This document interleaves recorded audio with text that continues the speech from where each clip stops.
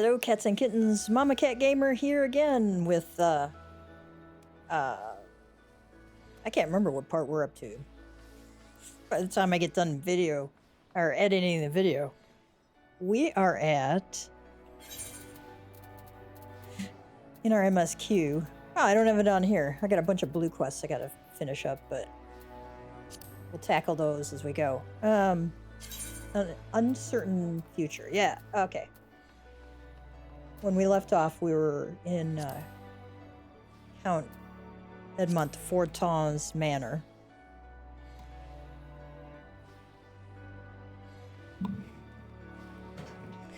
So we will probably tackle that today.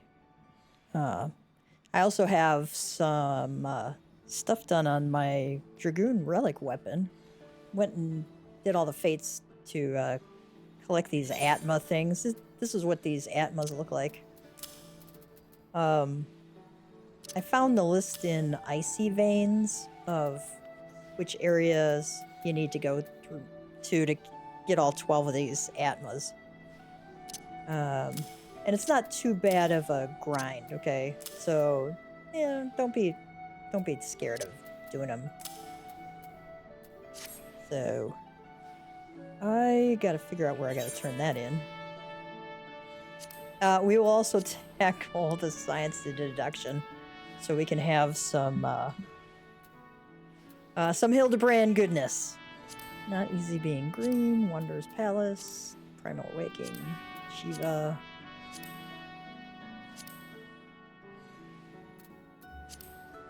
I think I gotta turn this in Falgord Float.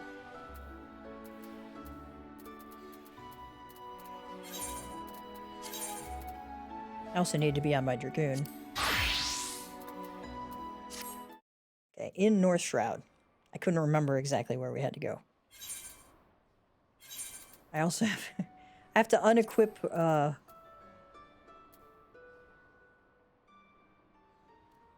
have to unequip my Lancer weapon, so I gotta make sure I have another one, just in case. Gotta have a backup weapon there. I had to go, I have a raised bed, and because it was so warm into even December, I still had some vegetables growing, believe it or not. We did not have a hard freeze until, we had a frost, but not a hard freeze until early December. And so I had stuff growing in my garden even until then. And then I was able to keep it alive going forward with some row covers, so. But I still have one bed that has carrots, parsnips, and my strawberry plants in it. And those were actually still alive despite the very cold weather a couple weeks back. But this one, it's like insanely cold wind chills, well below zero. And I didn't think one row cover was going to be sufficient, so I actually found a video on, I think it's Millennial Gardener on YouTube. And he took these Christmas incandescent light strands and strung them up underneath a row cover. And that kind of raises the temperature just enough. All I needed is enough to keep it from, like, being way, way, way cold. And then I put a second row cover on.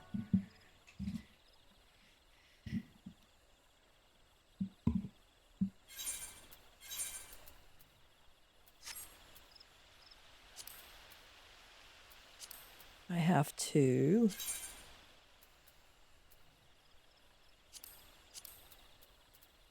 have this in my inventory. Okay.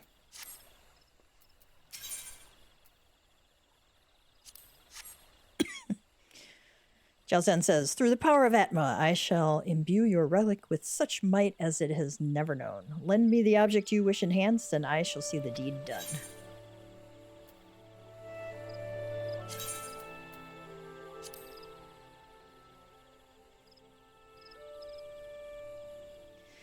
Ah, 12 unique varieties of Atma. You have done well, my dear adventurer. Pray leave the rest to me. I require but a moment.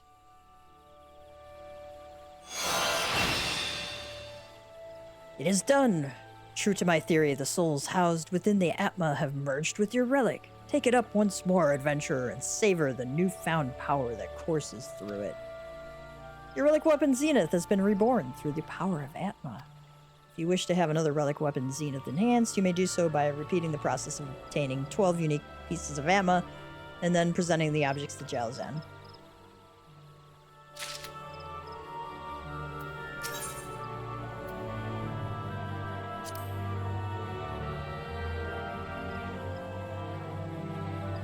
Okay, in order to receive the quest Trials of the Braves, you must be equipped with a relic weapon Atma.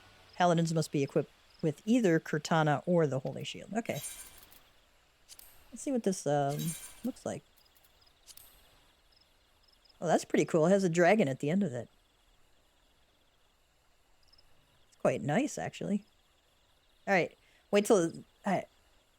one of my FC mates has... the relic weapon for the Dragoon totally finished, and it looks really, really cool.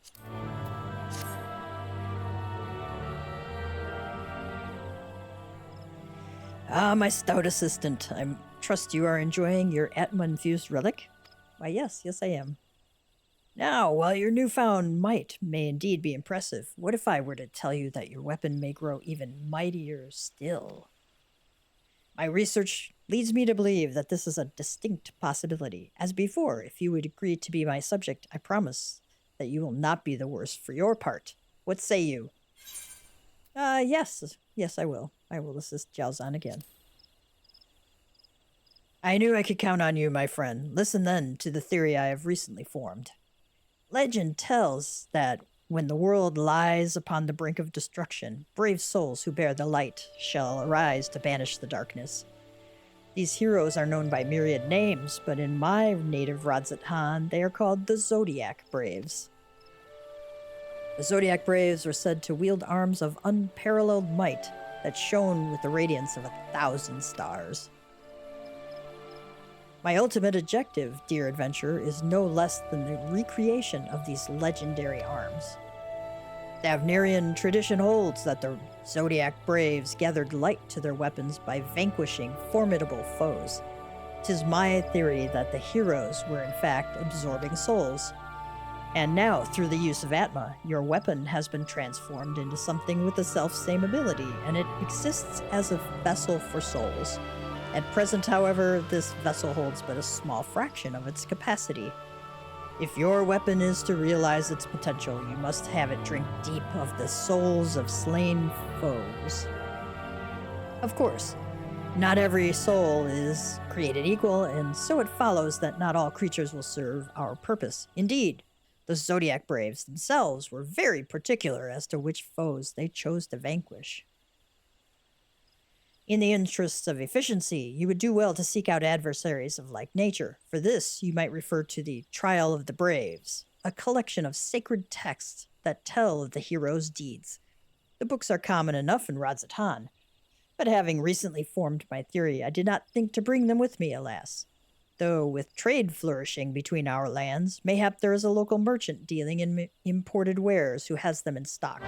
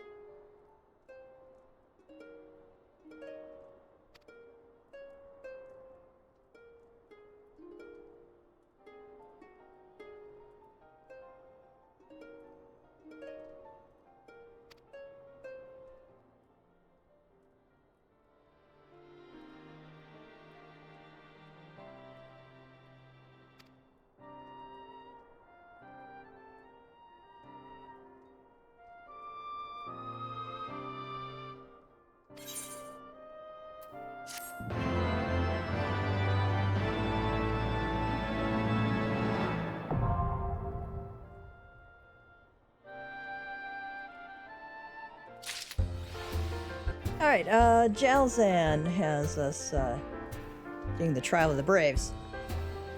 Alright, the Wandering Minstrel. Yeah, of at last, in muted agony if I lingered, longing to hear the hero himself speak of his epic deeds in Ishgard and beyond. The frozen tundra you braved, and into the vault of the heavens you ascended. To a sacred peak, both temple and tomb. To a ruined city reborn and resettled. To a citadel of the ancients you ventured, parting the misty veil of millennia. The journey made by you and your companions has made its mark upon the stars, and I would hear the tale in its entirety. Your words have worked a miracle upon my melancholy heart. New verses arise unbidden and threaten to spill from my lips. My harp, I must have my harp! The song of war twixt... So, then he goes into song. The song of war twixt worm and man some 1,000 years ago began, when mortals grasped for godly might, defaming name of king and knight. In Azus law for woe or weal, did holy will meet righteous steel, and thence was high divinity, compelled by light to bend the knee. What say you, have I captured the spirit of your triumph? Pray, forgive any small liberties I may have taken with the details. One cannot evoke the proper picture of your glory without a certain measure of embellishment. Alright, and Jalzan has us going for upgrades to our weapon, and we have to kill some boss monsters, basically, and Rowena in Revenant's Toll is gonna tell us which ones.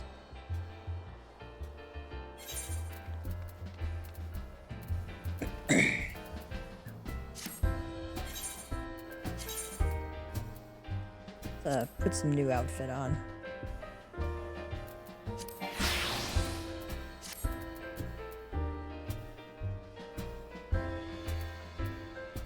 Looks better.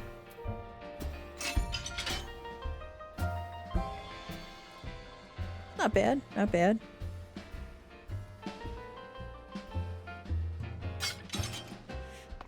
It'll even look better once we get it upgraded fully.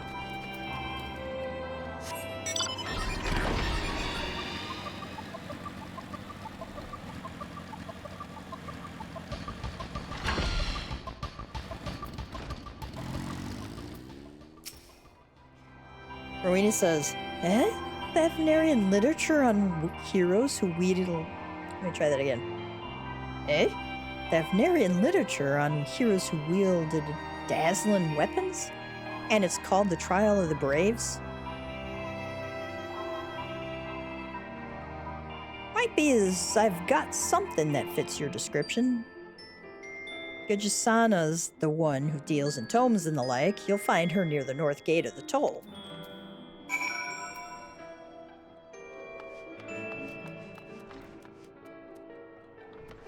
I don't know why they put Gajusana together there. It's pretty hard to say, actually.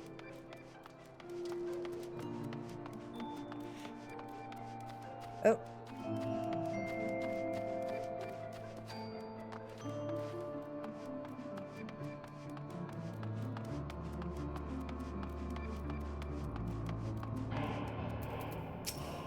Reyna says, we deal in objects both rare and peculiar. If you find such oddities in your travels, then bring them to me and we'll talk business.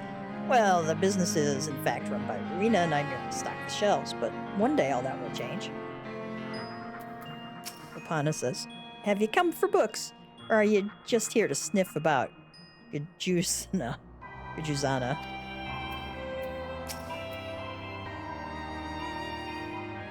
That would be a very cat-like thing to do. Trials of the Braves? Why, yes, we happen to have the tomes, but why would anyone be interested in moldy old things like... Ah, what I mean to say was they're extremely rare, and you aren't like to find them anywhere else in Eorzea. 9 books comprise a set, and each alone is worth a small fortune. But I like you, adventurer, so I'm willing to offer them at a discount. For the bargain price of 100 Allegan tomestones of poetics, you can be the proud owner of a piece of history, a book from the sacred trials of the Braves. Make no mistake, anywhere else and you'll easily pay twice that. When you're keen to make the exchange, just let me know. By defeating all the foes listed within a book of the Trials of the Braves, your relic weapon, Atma, will gain in attributes. Distinct sets of Trials of the Braves exist for each relic. A set is comprised of 9 books, of which only 4 are available for exchange at first. A Paladin's set comprises 7 books for Kirtana and 2 for the Holy Shield. Only 6 of these are available for exchange at first. Each book can be purchased from Gujuzana. Please note, however, that you can possess only one at any given time. You must complete all of the objectives in a book before you may attain another. Alternatively, you may also dispose of it by speaking with Gujuzana or via the key items menu. May your relic drink deep of the souls of your enemies. Alright, Trials of the Braves. It's a collection of sacred texts spanning 9 books, each of which contains a series of objectives for enhancing your relic weapon Atma. They can be acquired by exchanging Allegan tomestones with Gujuzana at Revenant's Toll. Each book will appear in the key items section. I'll show you where that is. You can see here you got items and then you got key items and crystals. Alright, I got my Wondrous Tale books, clan mark bills there. By vanquishing all the foes listed therein with your relic weapon Atma equipped, your weapon will undergo evolution. Upon fulfilling the objectives of all 9 books, your weapon will be ready to complete its evolution and become a relic weapon animus, one step closer to one of the transcendent zodiac weapons. Please note that you can only possess 1 book at any given time. I take it you're keen to take advantage of my special offer? So, which book from the Trials of the Braves would you like to purchase?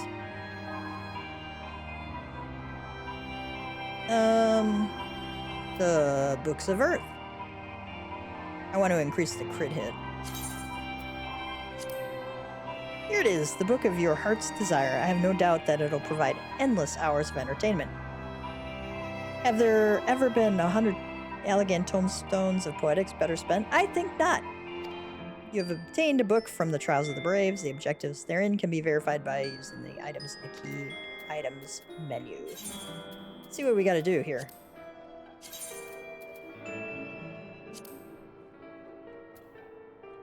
Defeat 3 Amalja scavengers.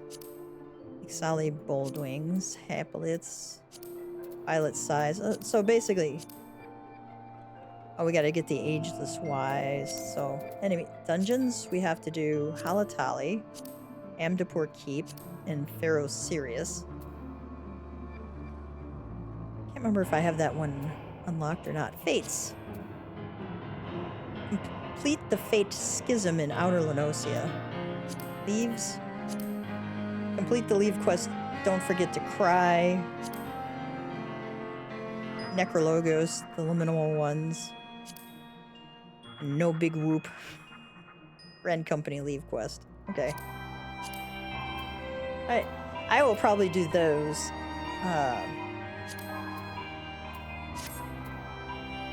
I'll probably do those offline, just because it's kind of boring to watch a fate or wait for a fate. God forbid. Lisa, I had a feeling you couldn't resist the pull of a good story. Since you're here, why don't you choose the Althic Lavender to buy?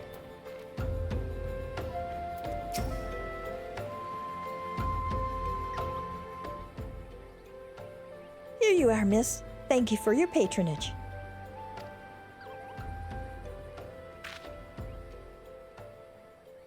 Was it for love or money that you killed him?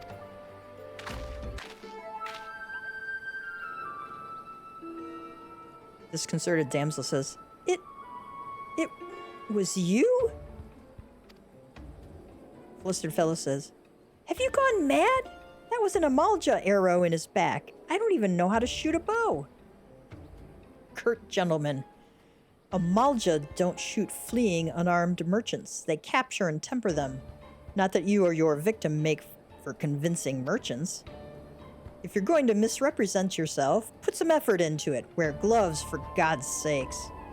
Or at least don't wave your hands in front of my face. The calluses on your fingers betray you as a veteran archer. Doubtless you used your skills to great effect 5 years ago, as did your partner. So again, I ask, was it because he took from you your share, or your sister? Flustered fellow says, you don't touch a man's kin. He knew that, and yet he... Hurt gentleman says, damn, I thought he did it for the money. You too? He's all yours. Stupefied sentry says, yes, of course. Thank you for the help, Inspector. Ellie says, at least he's competent. But when did investigating crimes become such a popular profession? Tutusi says, it's not his job, you know. He just likes doing it. He belongs to one of Ishgard's high houses. Some say he's a baron. Not at all like that buffoon Hildibrand, don't you think? Ellie says, I try not to think about Hildibrand.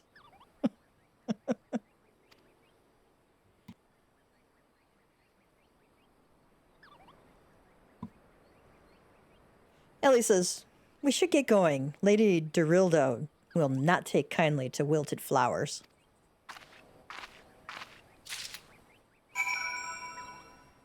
Present the Althic lavender to Dorilda. She's in Vesper Bay.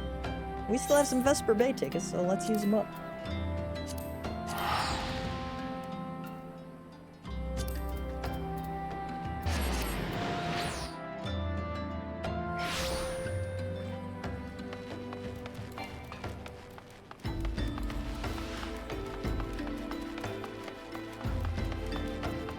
Oop, I went the wrong way.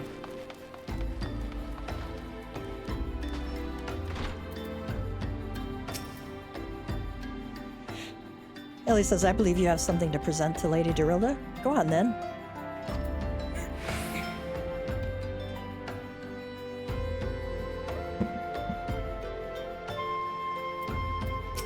Dorilda says, again, as I told the last 20 who came before, if you have come looking for work, you are too late. And even if I were in need of additional security, I would not deign to hire a common adventurer. Now remove yourself from my sight before I have you removed. I'll take lavender, the fragrant variety of lavender, rarely found in the arid lowland regions of Thanalan.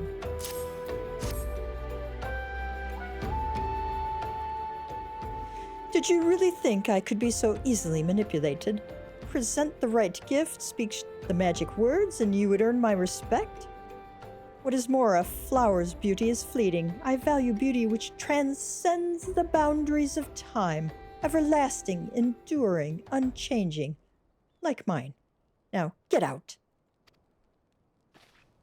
Ellie says, forgive us, Lady Dorilda. We meant no disrespect. We were afraid that you would not heed our warnings otherwise.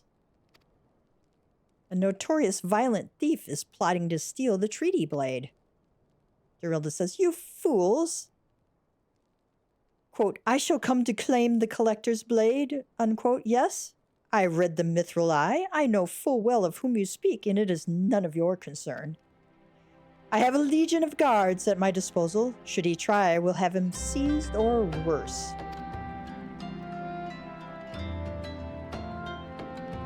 And even if by some miracle he should succeed, he will not escape my wrath, for I have retained the services of a certain gentleman. Ah, but you may see for yourself. Like every piece in my collection, he has been chosen with the utmost care. Now look on my peerless inspector interlopers and despair.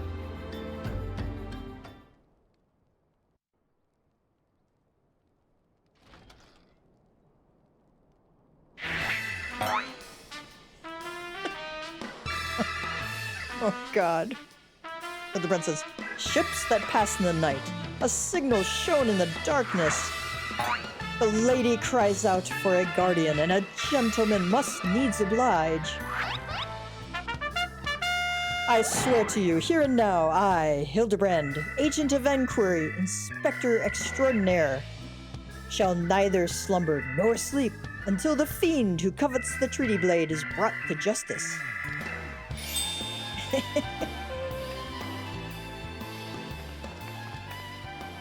Good sir, what brings you here? Are you come in pursuit of the duelist as well, or perchance in pursuit of me? Dorilla says, as if I would spend a single gil on an insufferable, incompetent... Somebody says, to be fair, you are not spending a single gil on me.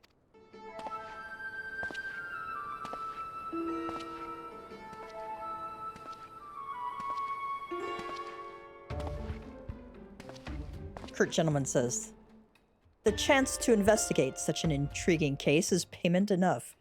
Preemptive declarations of criminal intent are hardly in vogue.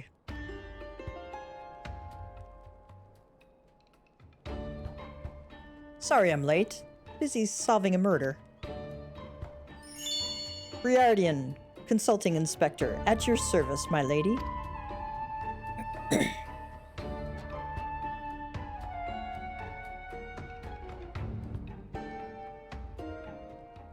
Hildebrand says, conniving inspector? Briardian says, consulting inspector. Briardian. Rotting flesh and saltpeter. Hildebrand Manderville and Nashu Makaraka, I assume. Two rank amateurs playing at a profession of which they know not.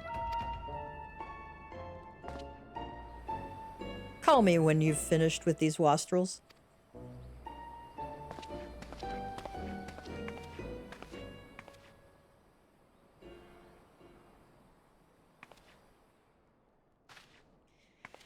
Dorilla says, you see, I do not want nor need your help. Briardian is more than capable of overseeing the transfer. Now, get out, all of you.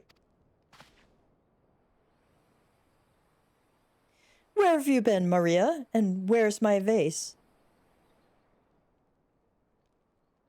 Maria says, there was this strange flying thing and the vase, I dropped it in the water. I was so...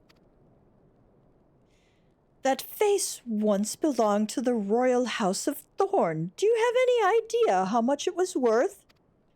You will go back outside right now and search for my vase, and you are not to return until you find it. Do I make myself clear? Hildebrand says, my lady, pray allow me to go in the girl's stead. It is not safe, for she herself spoke of a ferocious wild beast.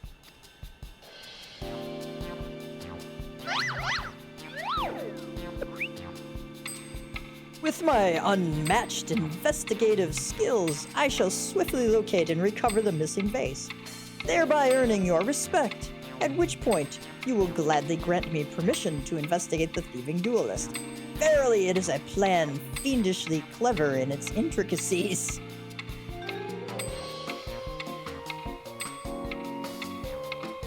Ellie says, not when spoken aloud.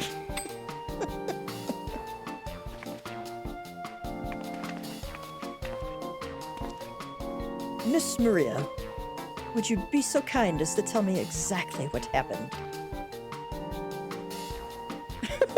Face. Maria says, I picked up the vase in Uldal like Mother said, and I was on my way home. I was crossing the bridge, and then the flying thing came. I got scared, so I ran. When I stopped, it was gone, but so with the vase. I think I dropped it in Nafika's wells. I want to go and look, but there were scary-looking things down there. I'm scared to go alone.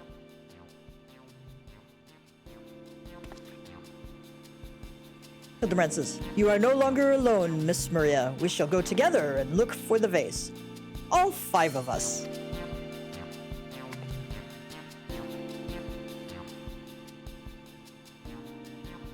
Ellie says, All 4 of you. I'm going after Inspector Briardian. If the duelist strikes, I mean to be there. Hildibrand says, what about Miss Ellie? How can you ignore the plight of a young girl for the sake of a story? Ellie says, because that's my job, you imbecile. Hildibrand says, well, we shall not be derelict in our duty to justice. Come, Nashu, we must away. Ellie says, you don't even know what the bloody vase looks like.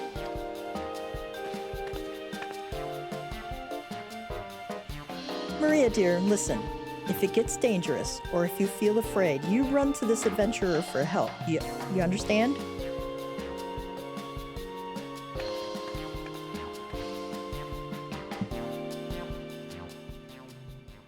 And hello! How are you? I just saw your text there.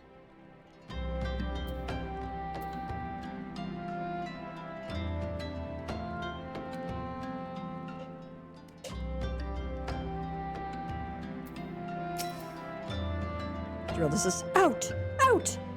I have forthcoming appointments with very prestigious guests and will suffer your presence no longer.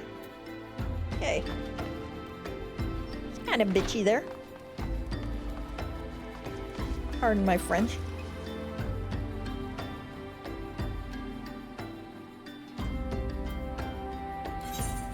Let's go to check out Nafika's wells.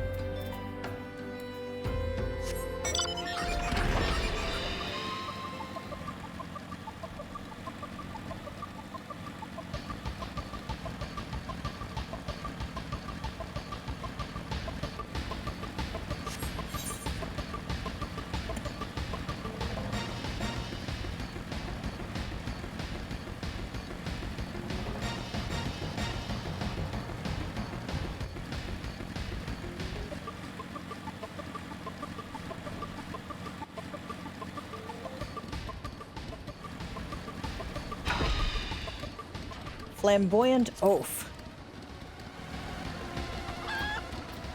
And a green chicken.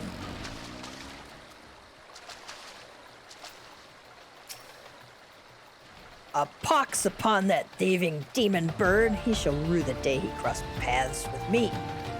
Huh? A vase? I know not of what you... Ugh. Curse this infernal... Ah. Huh? A vase? I know not of what you... Ugh. Curse this infernal refuse underfoot. Every point is a dagger. There's something in the water at the man's feet.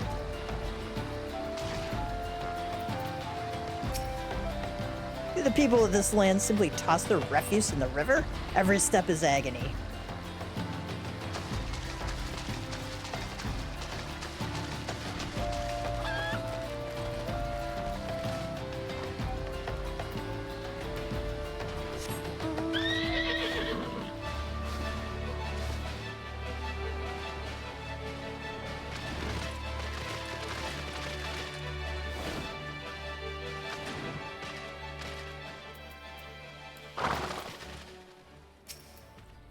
Zenman says, a vase?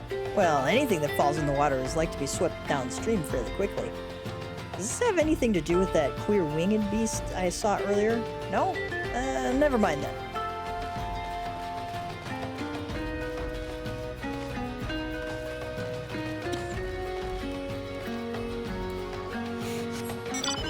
I imagine we were meant to come up to this from up above.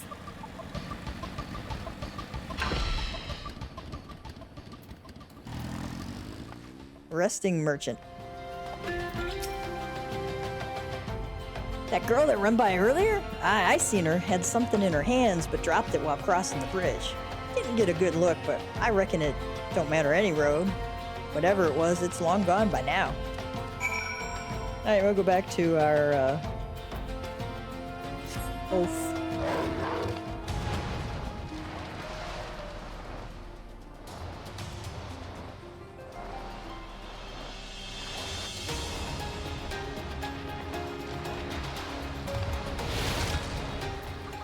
Now we can pick up the curious object.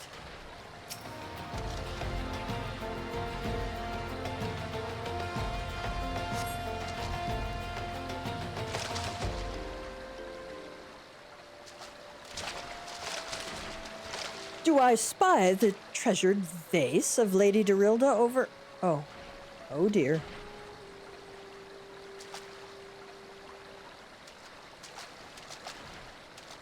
Flamboyant Oaf says, does this belong to you, child? Forgive me, I was so engrossed in my search that I did not notice.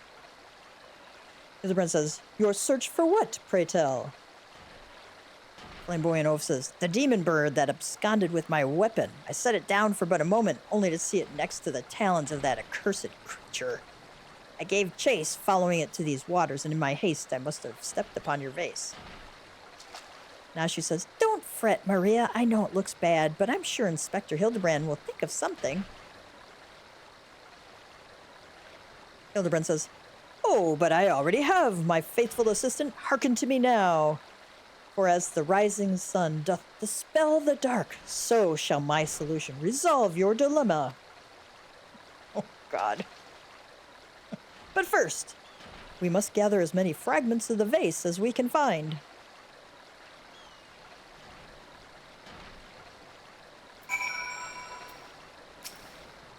Why does this feel so familiar? Because we searched in water last time, that's why. Flamboyant Oaf. How could I have been so careless? Precious potsherd.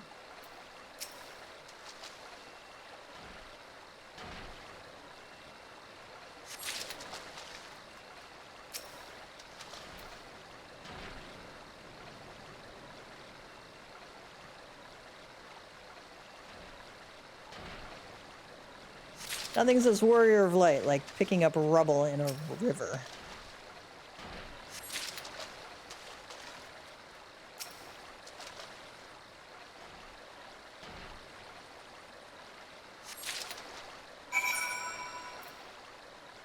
Alright, all the Sultan's chocobos and all the Sultan's men couldn't put his vase back together again. Nice. I didn't realize that they had a Humpty Dumpty reference there. Hildibrand says, come to present your findings, have you? Splendid! Let's have a look.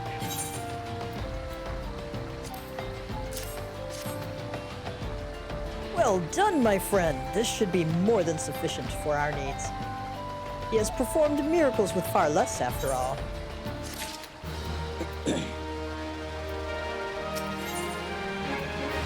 A shattered antique vase will not deter Inspector Hildibrand from his mission. Alright, we're gonna do this just so we can get the Manorville dance.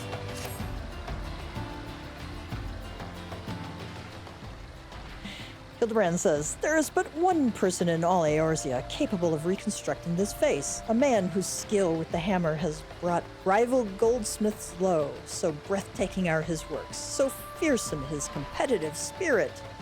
Flamboyant Oaf says, this man is no mere goldsmith. You speak of him as one would of a great warrior. Hildibrand says, once a notorious gang of thieves perpetrated a series of robberies in Ul'dah, targeting establishments which sold luxury goods.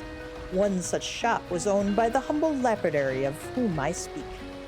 His was the last shop the thieves struck, for the following morning they were found beaten, bound, and gagged in the Gold Court. The Brassblades never learned who was responsible. The only information they had was the testimony of a thief who kept muttering the words, the hammer. The hammer. Maria says, he sounds dangerous. The oaf says, aye, that he does, and I do so enjoy the company of dangerous men.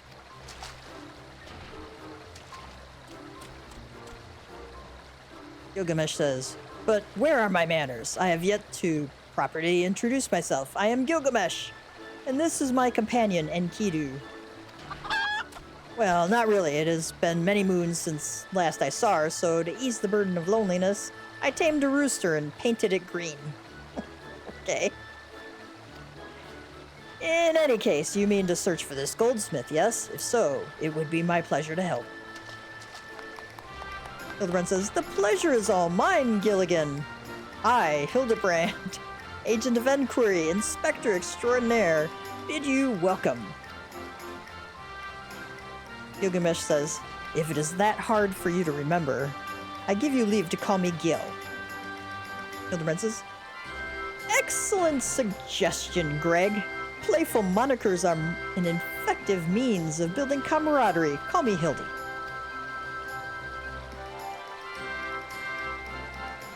Now then, from what I know of the goldsmith's propensity to procure his materials himself, I have deduced that he's most likely to be found in the vicinity of Blue Fog in northern Thanalan. It is there we shall begin our search.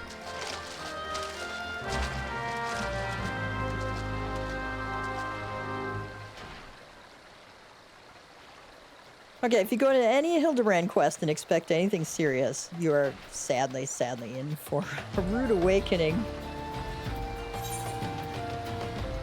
So, take it for the spirit with which it's intended. By the way, I would not skip these. I prefer to do them when I'm higher, good higher level, because some of the instance duties can be a little tough when you're on level or below. But the Endwalker Relic Weapons are based on doing the Manderville quests. So I would encourage you to do them along the way. Certainly after you finish any expansion, do that expansion's Hildibrand quest.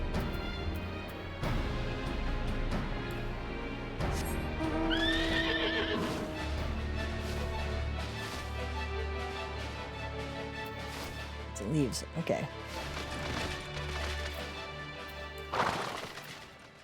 Nasha Makaraka says, if a Doblin became a zombie, would that make it a Zomblin?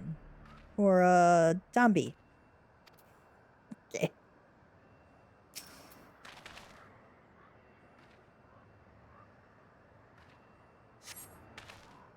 The Doblin's wounds indicate that it was felled with a hammer. A trail of bloody footprints leads to the north. Now she says, I don't think it's been dead long. Maybe whoever did it is still around?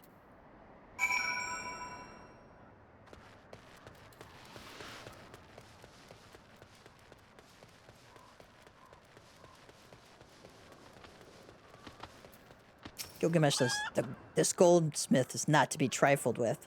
Okay, basilisk carcass.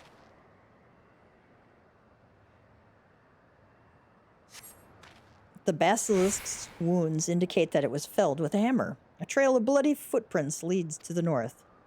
Gilgamesh says, a single blow to the head. Impressive. Yeah, and you get a cool mount. That's right. I forgot about that.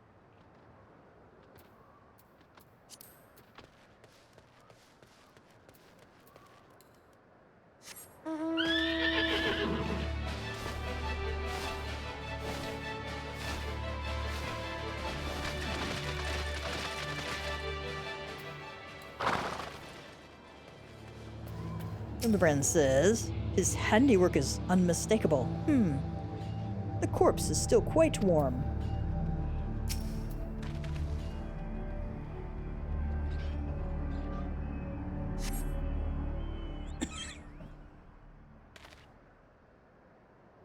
I like how its eyes rolled up in its head. The Doblin, the Basilisk, this Ahriman, all were slain with a hammer, as was the beast over yonder, unless I am mistaken.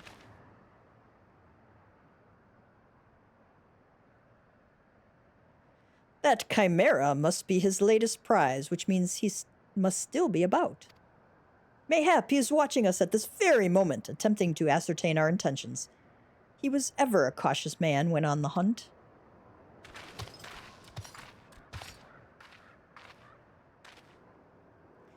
Alas, it comes to this. Though every fiber of my being cries out in rebellion, I must break my oath and do the unspeakable. Gilgamesh says, what must you do that is so terrible? Hildibrand says, I must dance. I'm a Manderville man, doing what only a Manderville can. From the peaks of Kurthus to Thanalan. Manderville man. Oh my god. Gilgamesh says, I cannot avert mine eyes. Hildibrand says, that is the dance. of House Manderville, passed down from father to son. Were I to perform it within sight of our quarry, he would not be able to resist revealing himself. Alas, I neglected to properly stretch my legs beforehand. My good man, I see no other solution. You must dance in my stead. Though it be a gross, nay, unconscionable violation of my family's traditions, I must bequeath to you the Manderville. Okay. I asked for this one. You've learned the emote Manderville dance. Okay.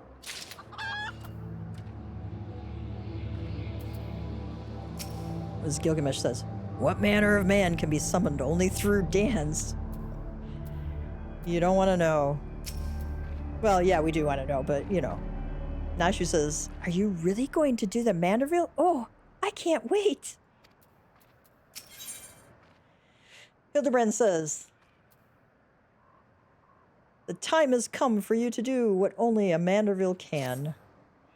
We are as siblings now, my constant comrade, for I have shared with you the secrets of House Manderville. Now, you must use that knowledge. Go to the fallen chimera and dance like only a Manderville can.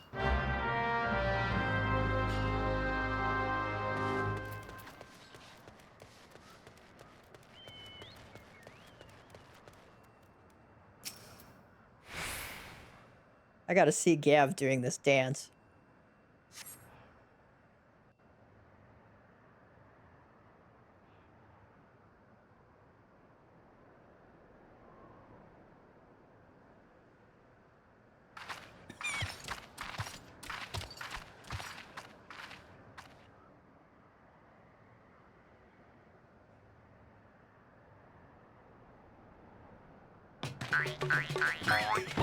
Oh my god.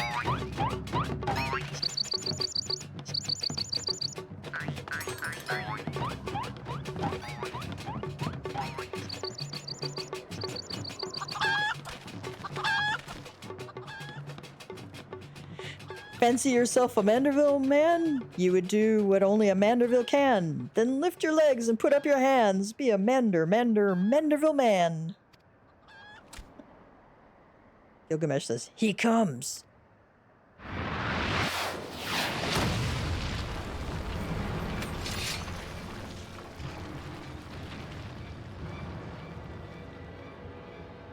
And he is in his underwear. Okay.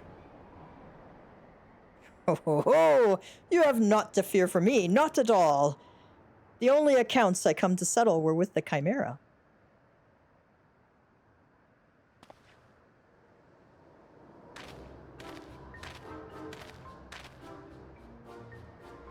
But you were not drawn here by some coincidence, were you? No, you came in search of me, Godbert. Why else would you gyrate your hips in such a gentlemanly fashion, if not that? Gyrate her hips in gentlemanly fashion. Godbert says, but more importantly, how in the hells did you learn the Manderville? If I did not teach you, then who?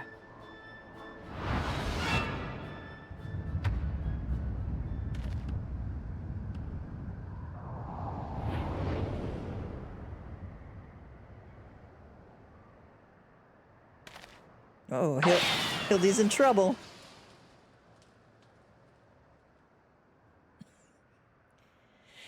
Godbert says, by the grace of Thal, what sorcery is this? He yet lives?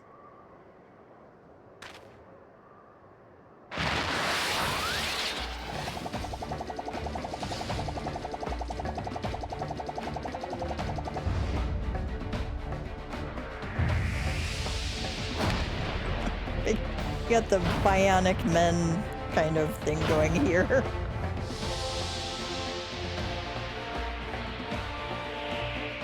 Or chariots of fire, one or the other.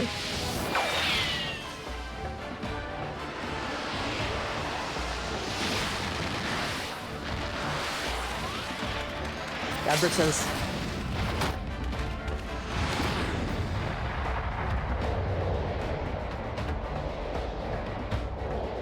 uh-oh.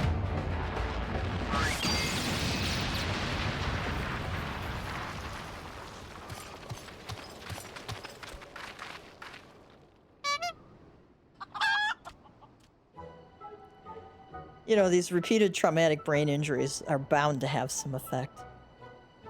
Yeah.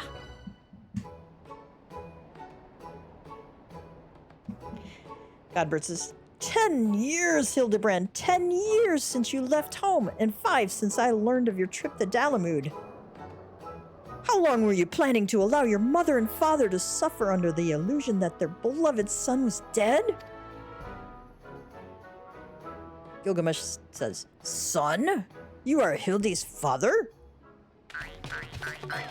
Godbert does the dance. And Godbert the goldsmith's a Manderville man. Smithing is only a Manderville can. Oil him up and give him a tan. Fit for a Manderville man.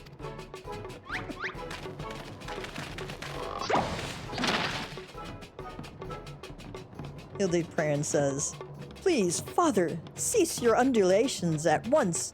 There are more pressing matters at hand.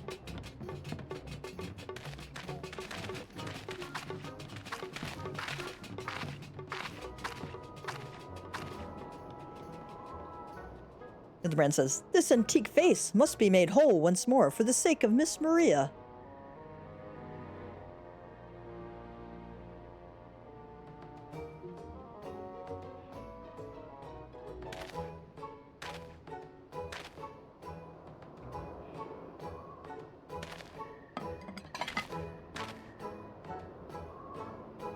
Godbert says, Ha! Do not worry, little one. I deal with worse cases before my morning bowel movement.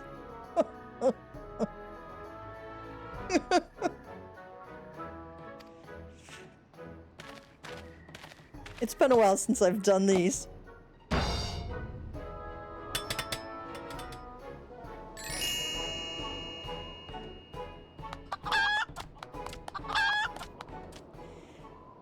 Godbert says, Hold your applause until the end. Byragot, guide my hammer.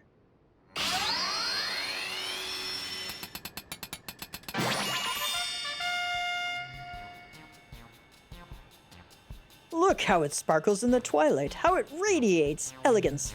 Would you all not agree that this is a work of art? Hildibrand says, You've completely destroyed a priceless antique's historical value. Godbert says, Nonsense! I have taken a dull, unremarkable vase and transformed it into something far superior.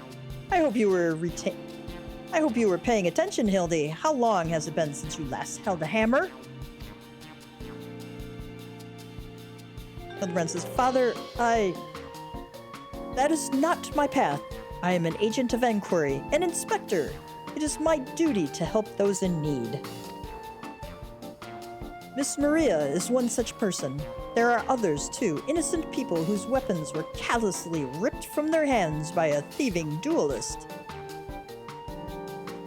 Godbert says, I thought you had put away childish dreams. No matter. You will understand in due time. Hildibrand says, No, I will not. I am an inspector, father. I can be naught else. Maria says, Mr. Godbert, sir, I don't think my mother's going to like what she did. She probably won't let Mr. Hildibrand help with the investigation. Gilgamesh says, We cannot say that for certain, can we? Mayhap she will take a liking to this reimagining.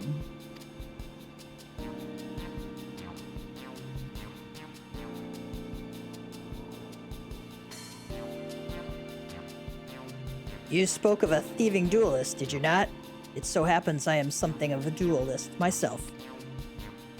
Were we to cross paths with this fellow, I would welcome the opportunity to pit my skills against his. And Kidu as well, I should think. Hildibrand says, I see you too possess a strong sense of justice. Full glad am I to have met you, Greg. Now, let us return to Vesper Bay and see how our vase is received. Godbert says, Vesper Bay, you say? What a coincidence. I shall be traveling there on business once I have finished gathering materials. Gilgamesh says, Oh, I think I might have seen the demon bird that took my weapon. Go on without me. I shall follow anon.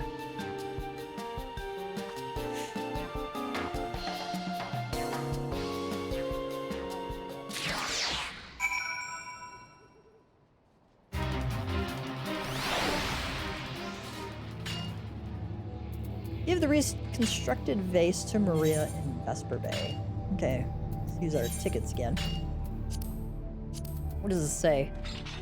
Reconstructed vase. If every component of an object were to be replaced, could the resulting object be fundamentally considered the same? Philosophers are unsure. Godbert does not care.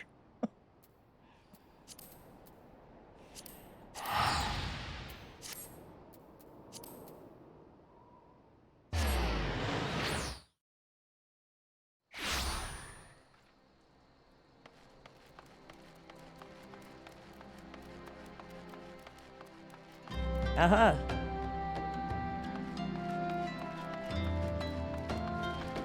It's Briardian. Hildibrand says, mayhap Miss Maria should be the one to present the vase. I hope she likes it.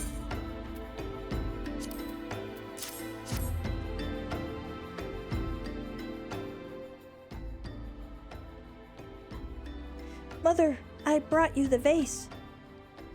Darilda, by the gods, have you all no shame? How dare you make my daughter complicit in your chicanery?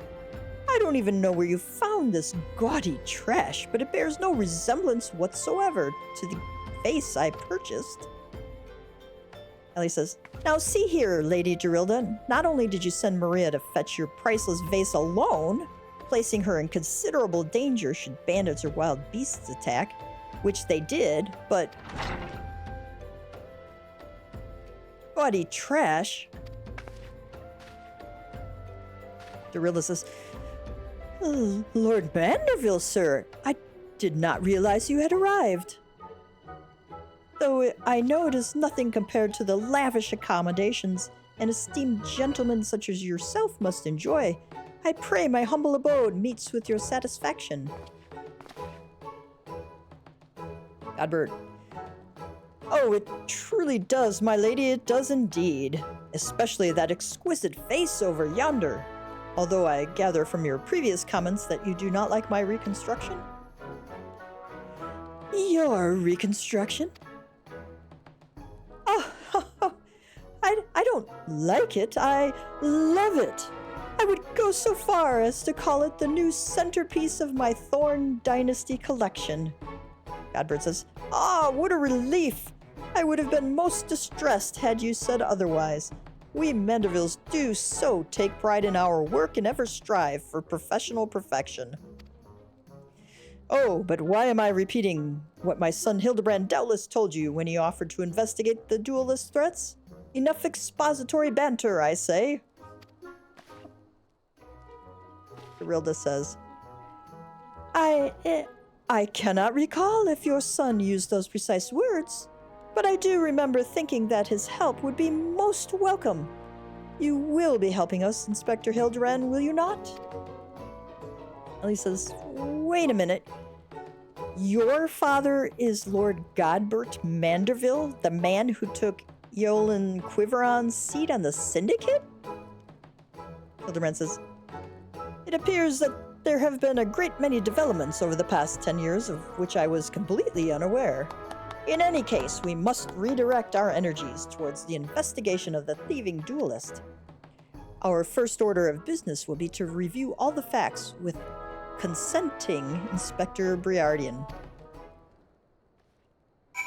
Consenting. Does Godbert have anything else to say? I hope I did not speak over much earlier. My wife would describe it as a proclivity to pontificate, but I prefer to think of it as an earnest desire to establish rapport with my fellow man. Okay. Maria says, I think she likes it. Hildibrand, come, we have a thief to catch. Let us seek out Inspector Briardian at once. See if there's anything else interesting in here. I can get around the chair. Wilfred, you have business with me, adventurer? What do you do here? I'm the harbor master here at Vesper Bay. My responsibility is to ensure that all is smooth sailing at all times. I pride myself on maintaining the best facility on the mainland. Ours is a bustling port, and without sound management, things would very quickly run into chaos. What kind of place is this? Esper Bay was built only a number of years ago, but in a short span of time, it has grown into the premier ocean gateway to Ul'dah. That even the largest vessels might find mooring here, large-scale excavation was undertaken to deepen the seabed. 'Twas a costly venture, made possible only with the generosity of Lord Lolorito. It's to him that our port owes its prosperity. There's no shortage of opportunities to be had by enterprising individuals. But no etherite. Briardian.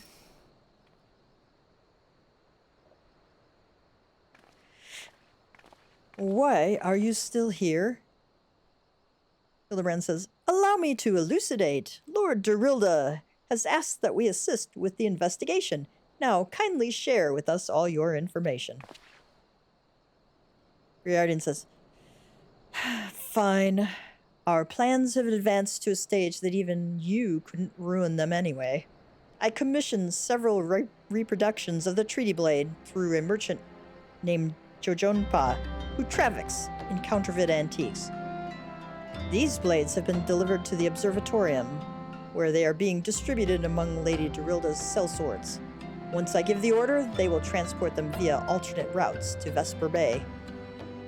Oh, says Nashu, I think I get it. You're hiding the real transport with a bunch of decoys, right? Briardian says, they're all decoys. The moment the thief strikes, all our forces will converge on his location, including those disguised as small folk along each route. The real Treaty Blade will remain in the original owner's vault until the thief has been apprehended. Everything has been accounted for. You are superfluous.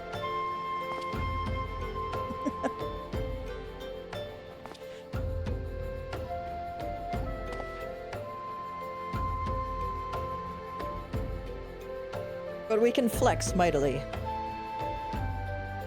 Briardian says, mayhap we could use more small folk to watch the roads in and out of the observatorium, assuming you have the capacity to conduct yourself in an unassuming fashion. Pretty much, no. Fear not, my fellow inspector, for I am a master of disguise. Have you any information regarding the duelist himself? A description? Ellie says, you never thought to ask Humphrey, did you? Oh, the thief is said to be a towering brute dressed in red who wields a halberd. A man so garishly dressed should be easy to find in snowy Kurthus. Briardian says, then I suppose we don't need your help after all, do we? Come or don't, I couldn't care less. Ellie says, be seeing you.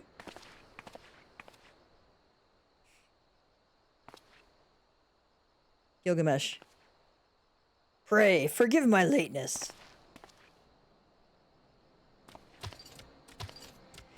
Greg, my good man, what a pleasure to see you again. We just received new information regarding the weapon thief.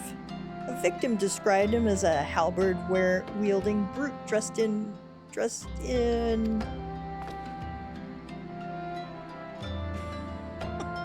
a ridiculous outfit. A ridiculous outfit? Oh, now I am intrigued. What reasons would a warrior have for wearing impractical clothing? Ha ha! What reasons indeed? It is enough to make a gentleman laugh. Okay.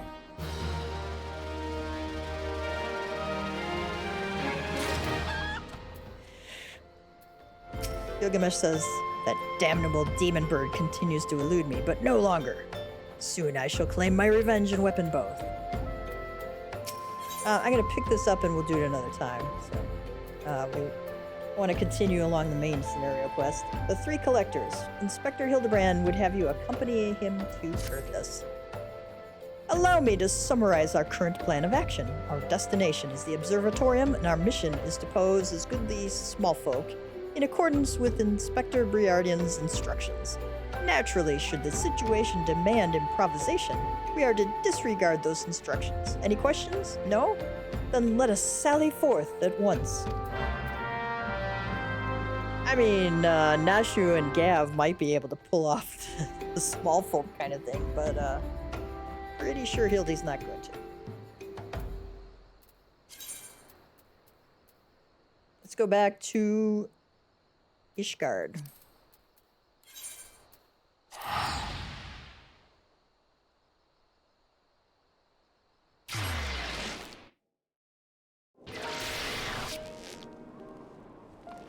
Oh, now that I finished Heavensward, Rowena's representative shows up.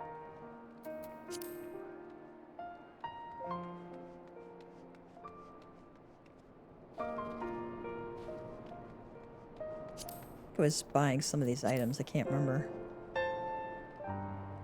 Alexandrian gear? Okay.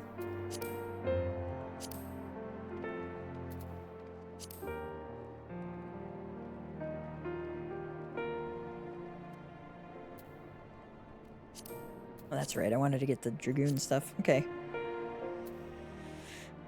We have 535. I can get a choker. And then that's it for now. Because my Dragoon is still at like level 60-ish. But all classes can wear it, so.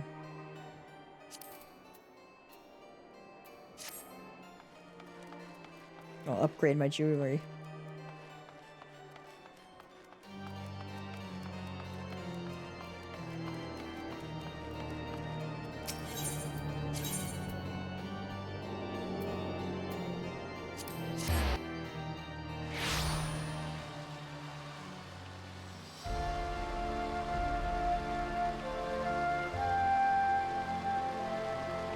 I know, Greg is great.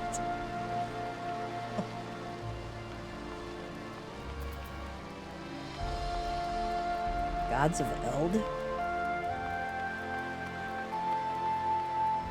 Keep finding blue quests. Gods of Eld.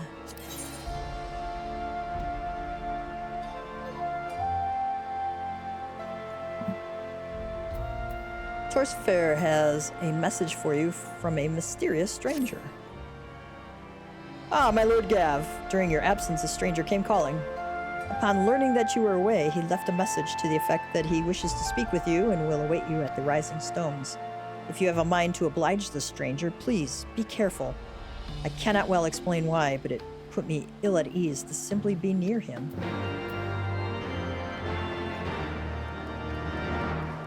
I am also going to go to Idleshire and pick up the normal raid quest so that I can actually unlock one. Well, come, Master Tia. Shall I show you inside the manor? Yes.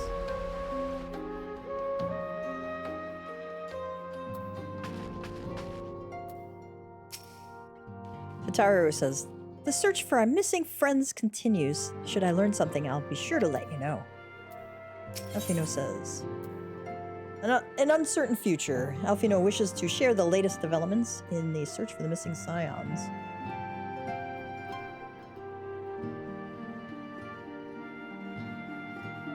Get urchin loaf. Oh, sea urchin corals mixed with mushrooms and herbs into a paste that is then placed back into the urchin shell and baked until hard. Yuck. Alfino says, fortuitous timing as always, Gav. Tataru was about to brief me on the search for our missing comrades. If you would be so kind, then. Tataru says, absolutely. You'll be pleased to hear that Rael and his men have been making excellent progress. You remember how Flamine helped me to escape the Crystal Braves in Limsa Laminza, only to then disappear? Well, according to Rael, she crept aboard a ship bound for Radzat Han, where she's been hiding ever since. Except we found her. He assures me that it won't be long until we're reunited. As for Ida and Papalymo, the remains of their link pearls have been found, and in Pearl Lane, of all places, Ryo thinks they must have disposed of them after escaping from the Royal Promenade. Elfino says, that would make sense. They could not risk being eavesdropped upon by our betrayers. Tataru says, we're all but certain they fled the city shortly after, though we still don't have a clue where they went. I see, says Alphino. And what of Thancred and Minfilia? Tataru says, I'm afraid I have nothing new to share about those two, but it's not all doom and gloom.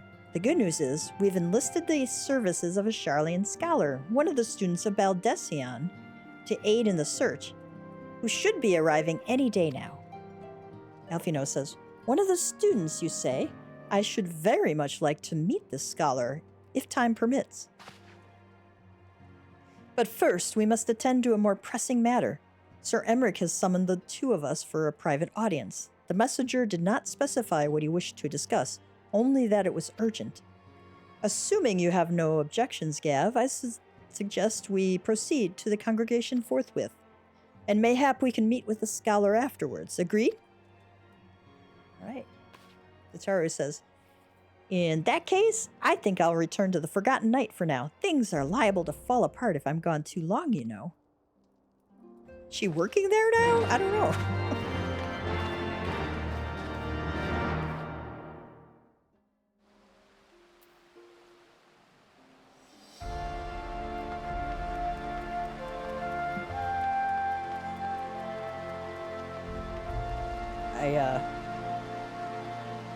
I have beef stew going in the crock pot. It's starting to smell good already. Sky Pirates?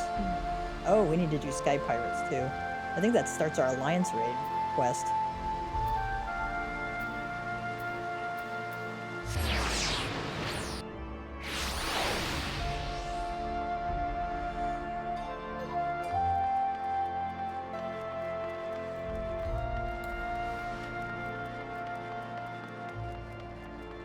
Unquiet Trader. The Unquiet Trader seems to be scanning the skies in silent desperation. You have the look of a lad who's seen his fair share of trouble. Mayhap you'd be willing to help me with mine. I need a capable sort to head into the Sea of Clouds and track down my missing airship. I had to mortgage my soul to get that vessel built, so winning the contract to ferry supplies out to Cloud Top was a real weight off my mind. But it seems my luck ended there. My ship was due back in Ishgard bells ago, and I've been praying for a glimpse of her sails ever since. I can't help fearing the worst. What if she's run afoul of sky pirates? My creditors will have their pawns of flesh. You think me foolish to fear piracy so far above the waves? Well, let me tell you that no honest merchant is safe now that airship production has, if you will excuse the pun, taken off. Any scoundrel with a sack of coin and a vague sense of direction can terrorize the skies. Oh yes, this new breed of buccaneers like to paint themselves as dashing explorers, braving the unknown. But the truth of their nature is right there in the name, Sky Pirates. Given half a chance, they'll strip your ship of every last scrap of cargo and cry "Yar!" as they launch you screaming over the rails. I've heard the stories. Please, you must make haste to Camp Cloud Top. That's where the shipment was bound, and inquire as to the fate of my poor ship. Oh, and my poor helmsman. Ask Rontremont. He'll know, if any man does.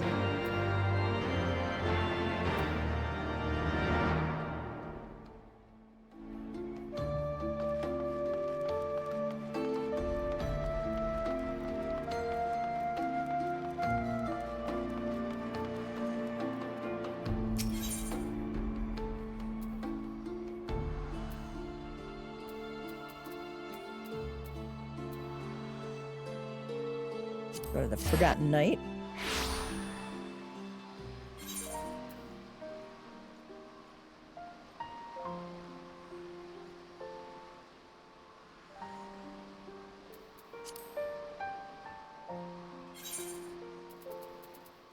Let's eat some eggs.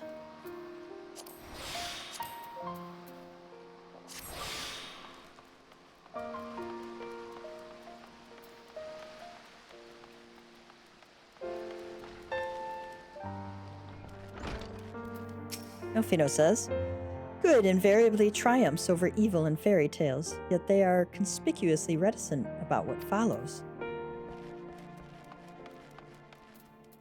Andalou says, though you are no son of Ishgard, you have shed blood for us and with us and for us. Though I am no individual of any great import, I should express my gratitude all the same. Thank you, my friend. Oh, that's nice. A little gratitude goes a long way. Temple Night Guard says, the Lord Commander is within. Pray, proceed, sir. Let's go in.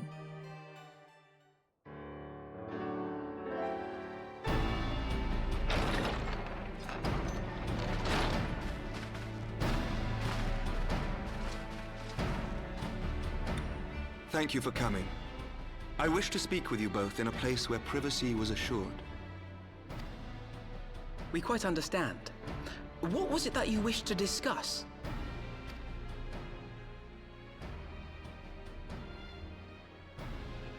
With my father's passing, the seat of the Archbishop lies vacant. And so, in accordance with canon law, I have assumed his responsibilities. I should stress that this is a temporary measure. It was never intended that the Lord Commander of the Temple Knights serve in this capacity indefinitely. Quite the opposite. The statutes specify that I should surrender my powers as soon as a conclave of the senior clergy and the high houses have named a new archbishop. But in light of recent events, that would not seem appropriate. I confess I did not expect you to divulge quite so much quite so soon. The details of the Archbishop's plans, perhaps, but the true origin of the war and all it entails? I too had concerns. But when the Warrior of Light is witnessed returning to the capital upon the back of a dragon, one's options are rather limited. Fair point. Fair point. Mayhap I could have concealed certain details, but for how long? And at what risk? Should the truth have come to light in the meantime, how would the people have viewed my silence? After 1,000 years of lies and secrecy, I could not well abuse their trust and hope to be believed. The time for deception has passed. I only wish the people agreed. That some would deny the truth I had anticipated, but not this many. And among the few who acknowledged that my father had to be stopped, no small number question our methods.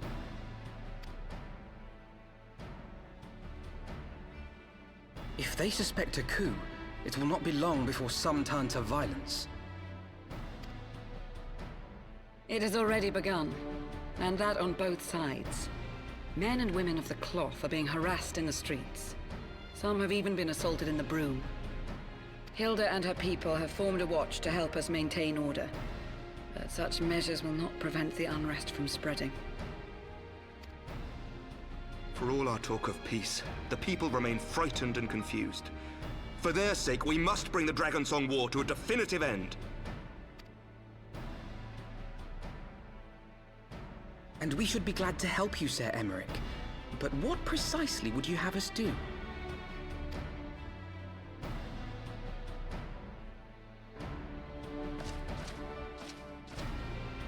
We wish to treat with the dragons of Annex Trine.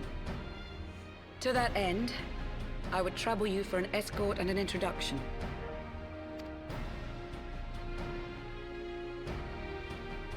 Annex Trine? You would speak with Vidofnir, then? We must needs open a dialogue between our peoples.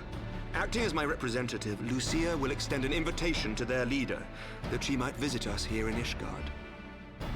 Were she still with us, I would of course have beseeched Isel's assistance in this matter.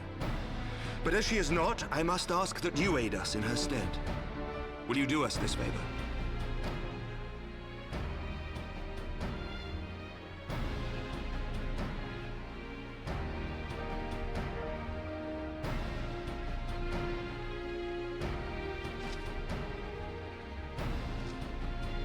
Thank you, my friends.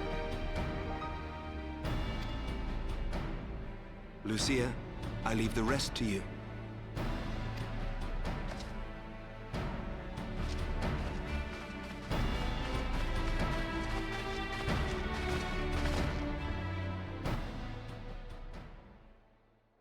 wake of the Archbishop's fall, the nation of Ishgard trembled, the faith of her people shaken to its very core.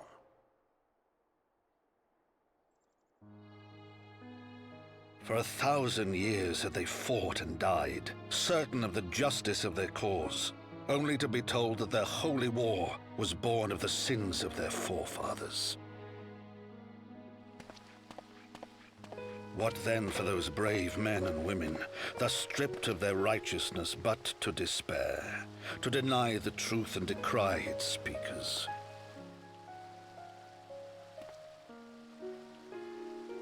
And what then for those whom they defamed but to hope on, to have faith in a brighter tomorrow?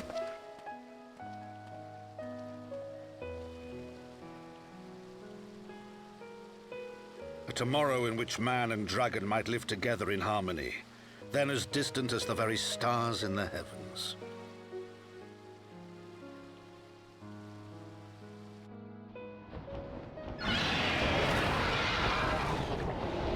Yet while we dared to hope, deep within his lair the enemy lay, gathering his strength.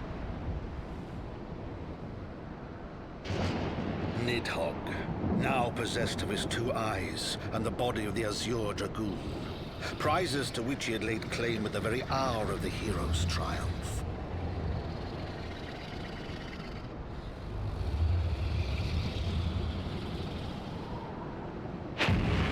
As desperately as we sought the solace of peace, the great worm craved the misery of war. Nor was he alone in his misbegotten desire.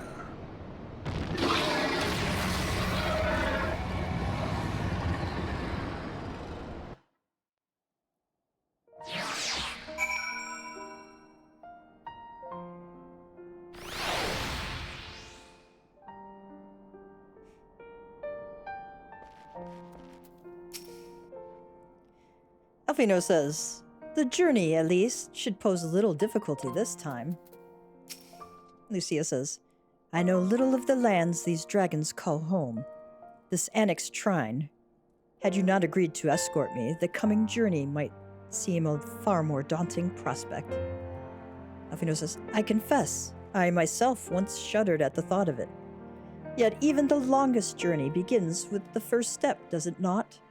Ah, but ere we set forth, Gav and I must needs inform our comrade of our plans. Lucia says, very well, I shall see to my preparations. Alfino says, then let us go and bid farewell to Tataru, Gav.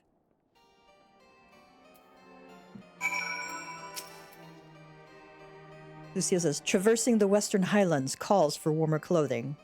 Yet there are only so many layers one can fit under plate armor. That's true.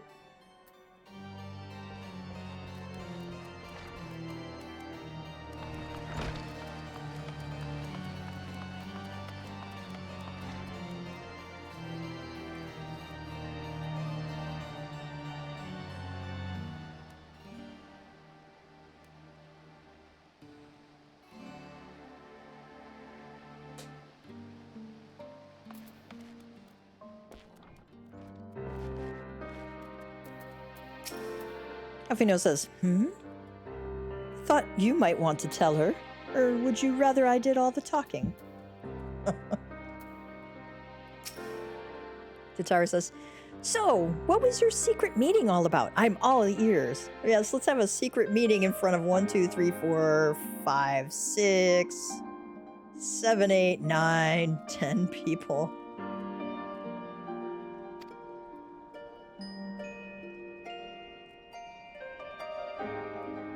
A diplomatic mission to annex Trine, you say? Well, I suppose that does take precedence. But should your meeting with Vidofnir happen to end early, you might consider rendezvousing with Y'shtola in Idleshire. She'll be there to receive our guest. Don't get me wrong, your meeting with the dragons is terribly important and everything, but the scholar just happens to be... Alfino says, time permitting, as I said, we shall endeavor to join Y'shtola. But if we cannot, pray pass on our regards. Let us be off, Gav. We have kept the first commander waiting long enough.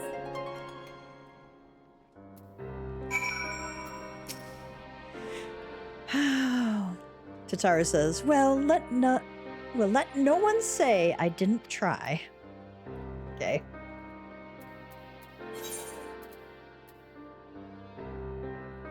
Tataru is heartened to learn of your diplomatic mission and readily concedes that it should take precedence over receiving the Sharlayan Scholar. Even so, she encourages you to join the welcoming party in Idleshire, should time permit. As the Sharlayan Scholar in question is not just anyone. Before she can elaborate, however, Alphino loudly declares that you must return to the congregation at once. Apparently, the first commander has been kept waiting long enough.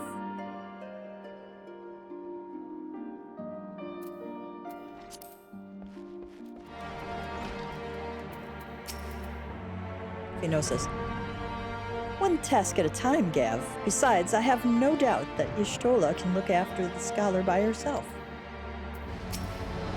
Lucia says, are you ready then? Good. So am I.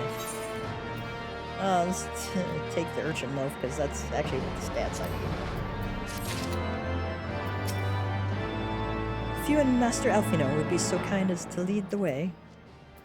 Alphino says, Alphino is ready to escort Lucia to Annex Trine.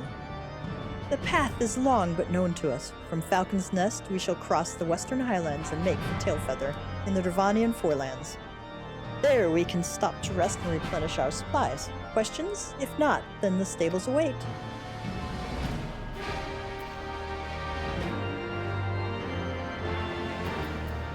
Rendezvous with Lucia outside Tailfeather. I'm just gonna port there.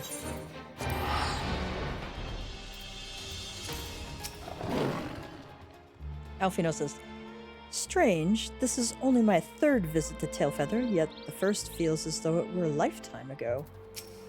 Lucia says, I always imagined that the first time I set foot upon Dravanian soil would be at the head of an army, and here I am, ready to treat with the brothers and sisters of mine enemies. Alphino says, full well do I know how difficult it can be to set aside the past. Though it was I who first proposed recruiting Yzael to our cause, I questioned the wisdom of my words almost as soon as I had uttered them, and for a long time after that. Here was a woman with the blood of innocence on her hands, men, women, children, all slain in the name of the implacable Lady Iceheart. Yet she acknowledged her misdeeds and agreed to join us in common cause. At our side, she fought in service to that greater good, even unto her dying breath, and while that does not absolve her of her sins, I hope that one day she will be remembered not merely as a heretic, but as a misguided soul who dreamt of peace. Lucia says, you ask much, Master Alphino, yet who can say what might come to pass, should our negotiations bear fruit? Alphino says, yes, of course. We must press on to Annex Trine, if you will follow me.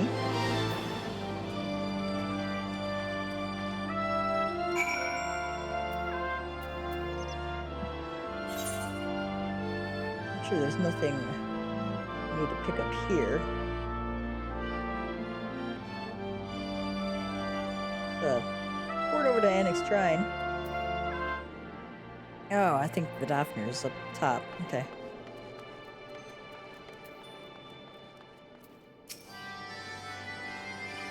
Sunan, without wings, you must take this passage to scale the tower. Above you will find more of my kin. Or above you will find more of my kin, but beware the Cave of Morn.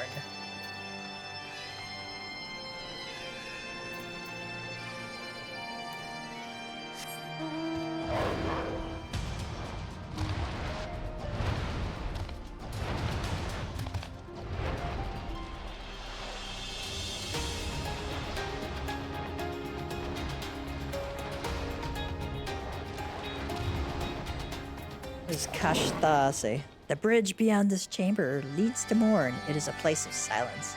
Tread softly through its halls.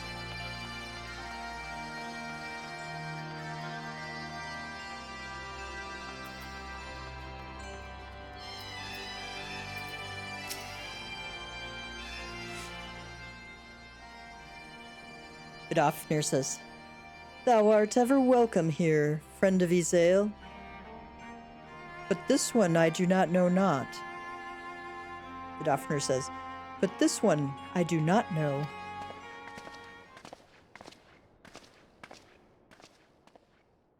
Alphino says, pray, forgive us this unannounced visit, Vidofner. May I present to you Lucia, first commander of the Temple Knights of Ishgard, and our trusted friend.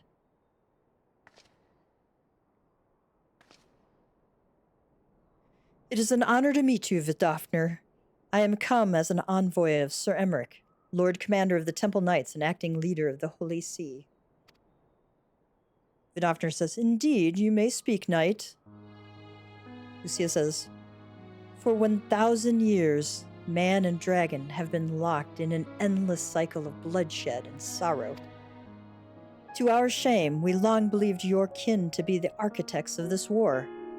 But now we know the truth, that King Thordan and his knights 12 did willfully betray and murder the great worm Ratatoskr, shattering the peace between our peoples.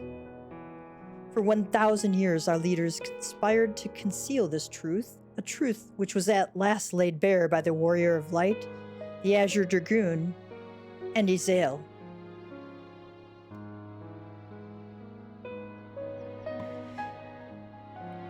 Alas, a deception so intricately wrought cannot be undone in a moment, and our people labor to accept the truth. After an eternity of war, who would dare to dream that peace could at last be within our grasp? Yet dream we must, as Izael once did, and we must make that dream a reality, as she could not. We humbly beseech you, Vidofner, join hands with us in friendship once more, before the eyes of my people in Ishgard. Vidofner says, a most unexpected invitation. I have heard your request, knight. However, I cannot yet give you mine answer. Lucia says, may I ask why? Vidofner says, this matter concerneth my sire. He must needs be consulted. Moreover, the Nath grow bold, even as they did before, and I would not leave my people at the mercy of the swarm. Lucia says, then we shall wait. After 1,000 years at war, we shall not give up on peace for want of patience. Vidofner says, ha! Fear not, knight. Thou shalt have mine answer within thy lifetime. Nice. Lucia says, so soon? My humble thanks. I shall bear your words to my lord forthwith, until we meet again.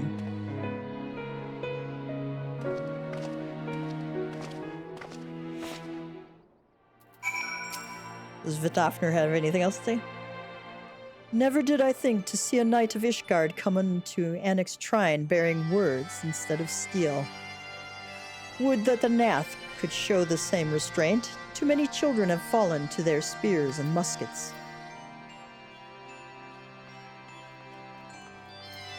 Lucia says, to face such a creature in battle is one thing, to converse with it quite another.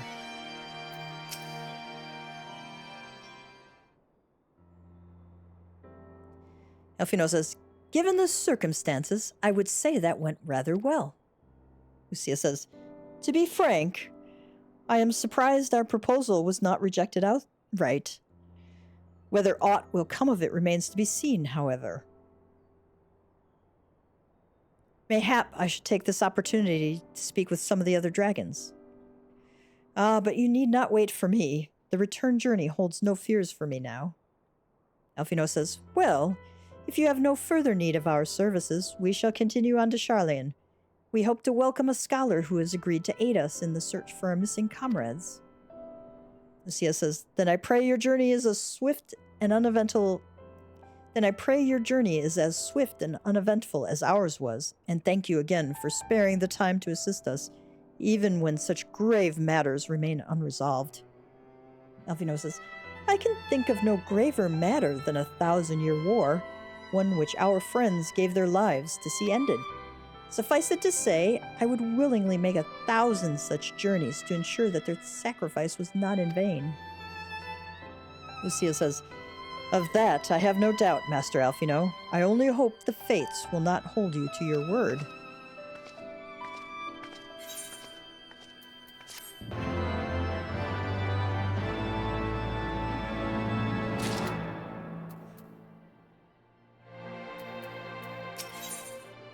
Another time, another place. Alfino is eager to set out for Charlene. So, it would seem we have time to greet the scholar after all. How delightful! I shall be interested to hear how she means to go about finding Minfilia and Thancred. I can only assume she is privy to some new investigative technique. In any event, our first order of business is to rendezvous with Y'shtola in Idleshire.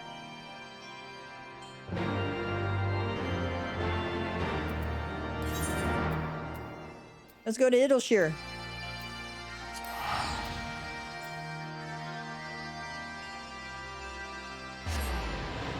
Which reminds me, I need to see if I have any Wondrous Tales stickers.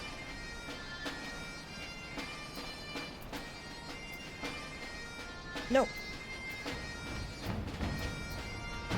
What I do is I have these second chance tickets, right? I wait until I enter a dungeon and see which one it is, and then I'll re-roll it, the sticker then, so that they don't get wasted.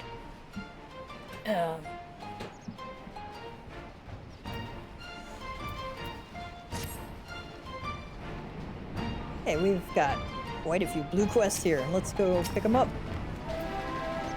Oyster's Bruiser. A striking opportunity. Your reputation precedes you. If the wide-eyed look the stranger is favoring you is any indication. Okay. Oyster's Bruiser. Cor, I know you. You're one of them half-mad venturers. What roams about, picking fights with gods and every bugger else. Well met, well met. Love your work. But you're just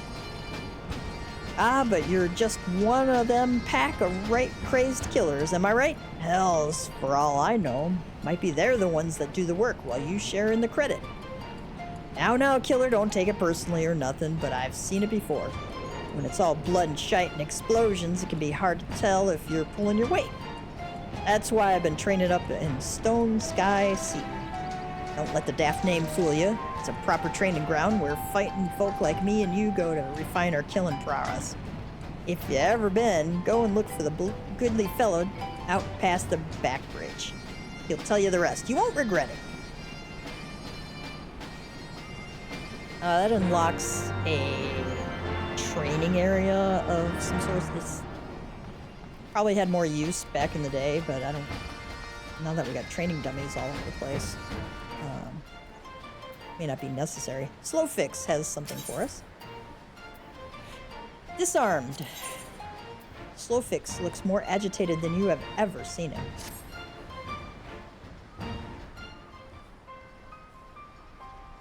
Pshka. Is Uplander seeing it? Giant of iron rising from river? Okay. Gav, are you seeing this? A giant iron coming out of the river. Y'shtola and Sid leave to learn more, but are not back yet. Great is plight of Gobbyflock. Giant is too big, can squash Idleshire flat. Where are Uplanders? Y'shtola says, calm yourself, Slowfix. Ah, Gav, 'tis well you are here, for our need is dire. A colossus of steam and steel has risen from the Thaliac. Yet it is no mere forgotten contrivance of Charlene. The resultant etheric disturbance confirms that it is a primal, and that it was summoned amidst the ruins left for the river to reclaim. For a mercy, it stopped dead no sooner than it had broken the water's surface, but so long as it remains in our realm, it may spring to life again at any moment. Slowfix. Yes, but what does Uplander find near Idleshire? Is wilderness still heavy with ether?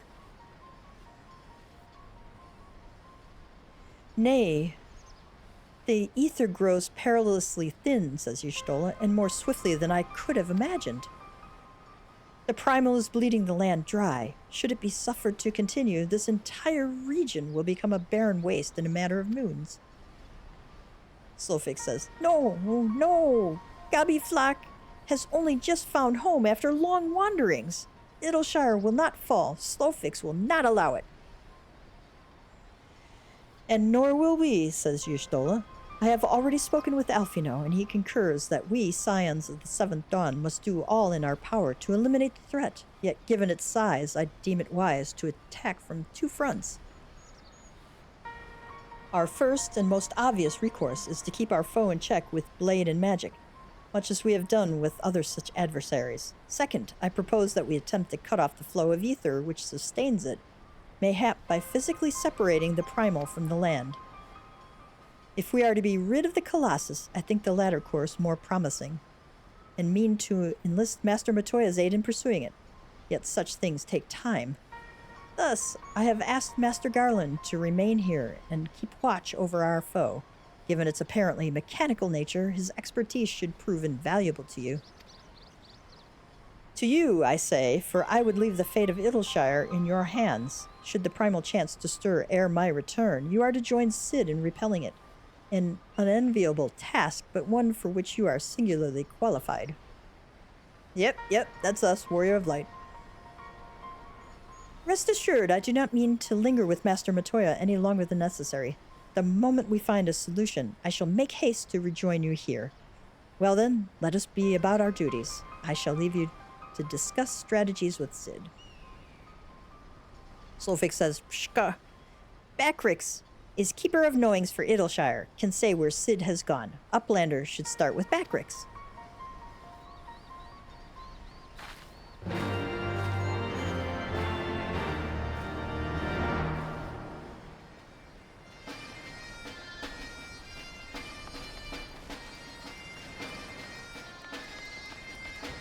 Alright, this is for our main scenario quest. Alfino says, another conspicuously uneventful journey. It would seem we are destined not to be late. Strolla says, Ah, Gav, 'tis good to see you. I confess I had assumed your business in the Annex Shrine would detain you longer. Did your meeting with Vidafnir go well? Alfino says, as well as can be expected. She must discuss Sir Emmerich's proposal with Racefelger, of course, but she seemed amenable to the suggestion. What of our Charlian guest? Has she arrived yet? Y'shtola says, she has, but when I explained that you would be joining us, she asked if she might use the intervening time to explore. I agreed to meet her outside on Front Bridge. We should be on our way.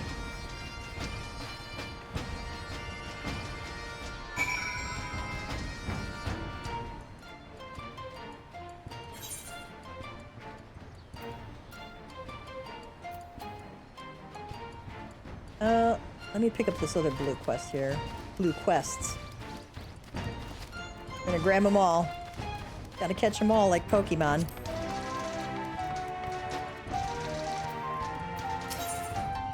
Let me Google that for you. Mountain Dew reckons you're the right man for the job. Now here's the adventurer I was looking for. Got a job that needs doing, and something tells me you'd be just the one to do it. Now, stop me if I got this wrong, but a little bird told me that you'd been in and out of the Great Google Library, and that a walking, talking broom of all things showed you the way in. Well, I suppose the latter bit's neither here nor there. Long story short, a certain personage has something they want from that library, a hefty leather-bound tome to be exact, and they've tasked me with finding the right man to retrieve it. There's just one rub. Seems some heedless interloper, mind you, I'm not looking to point fingers here, left the door to the forbidden vaults wide open, allowing what seems like every void-sent and ensorcelled abomination in the Encyclopedia Eorzea to saunter right in. A right mess, I'm sure you agree. Fortunately, the strapping lad standing in front of me knows the place like the back of his hand. I just need you to make like your broom friend, sweep out the nasties and retrieve the tome for my client. Simple enough, right? Meet you there.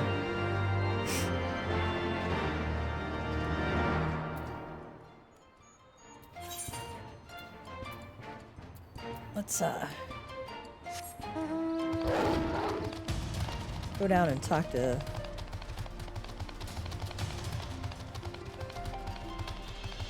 this person who is down this way. Gossamer Moogle.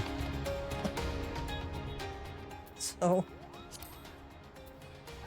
when I was working on redubbing video last night, most of it was involving Moogles. So I had my Moogle voice on. Gossamer Moogle. The Gossamer Moogle appears to be searching for someone. Ah, you're Gav, aren't you? I found you at last, Kupo. The Daphner asked me to come find you, and I've been searching high and low and near and far, Kupo. Do you know how difficult it is to look for someone while trying to stay unseen yourself? Well, never mind about that now.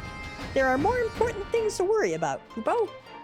The Daphner was very insistent that I hurry you back to Some All Summit as soon as possible. So, on your way, Kupo. Right, well, that's my job done. I'll go on ahead and let Vidafner know you're coming. See you there, Kupo. Oop, didn't mean to do that. Oh, look at these flowers. These are pretty.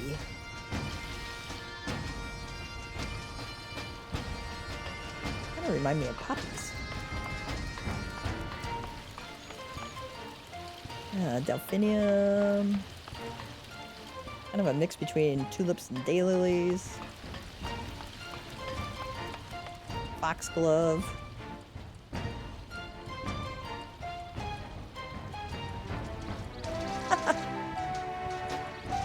This kid's like running around the place here. That's cute.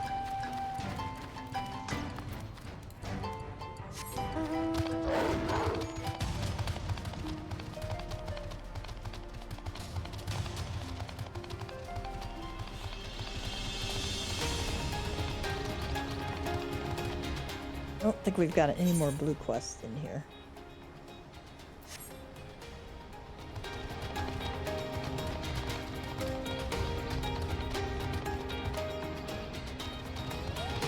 Let me go pick this one up real quick. It's right outside the door. And then we'll come up back to MSQ here. Goodly Adventurer.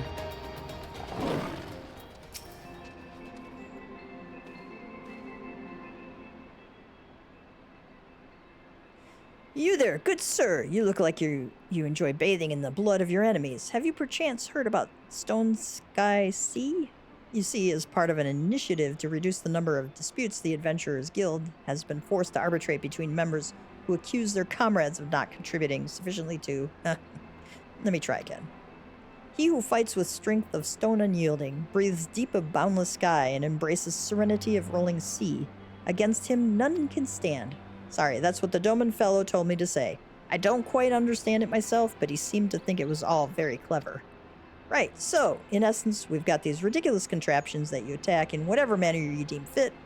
Each is supposedly tailored to the strength of some legendary beast, or being some madman decided to challenge once upon a time. Speaking of which, I believe one should be dropping in right about now.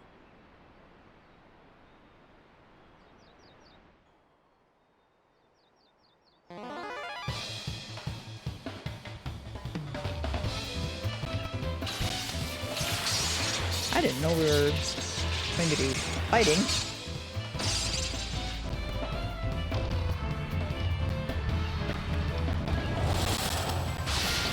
Hope you don't get dizzy easily.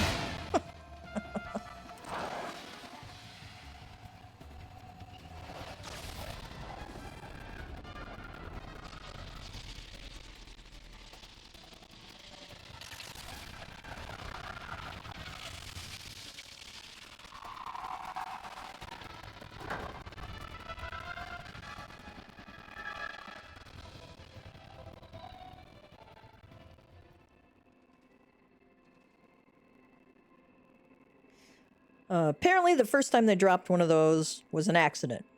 Trainees loved it so much they started doing it all the time, though. Right, so each is tailored to the strength of a legendary fiend, the idea being that if you can defeat the dummy, you can defeat the fiend. In principle, that is. Dummies don't hit back, after all. But who gives a fig about any of that, eh? I nearly forgot the best part. It's free! Alright.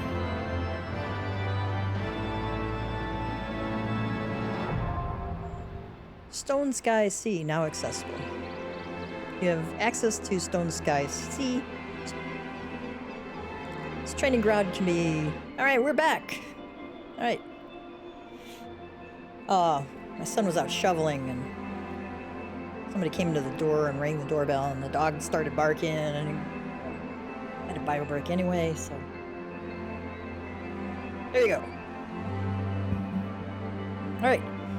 You now have access to Stone Sky Sea. This training ground can be accessed by speaking with the goodly adventurer outside Ayrshire.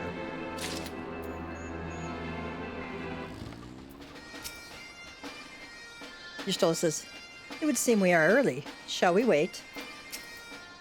Alfino says, "Wait, back in Ishgard? What was she trying to tell me?"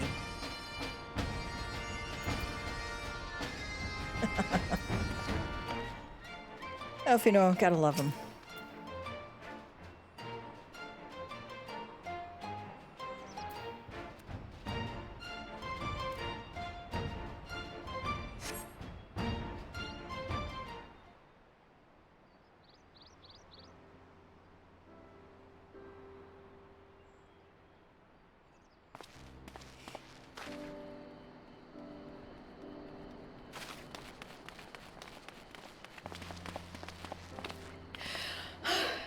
I'm terribly sorry to have kept you all waiting. You need not apologize. We arrived but a moment ago ourselves. Pray, allow me to introduce Kryle, who has recently come from the Sharlayan motherland. She has generously offered to assist us. Oh, please, think nothing of it. A trip to Eorzea was long overdue. You must be the Warrior of Light. Yes, you certainly do look the part. A pleasure to meet you at last, sir.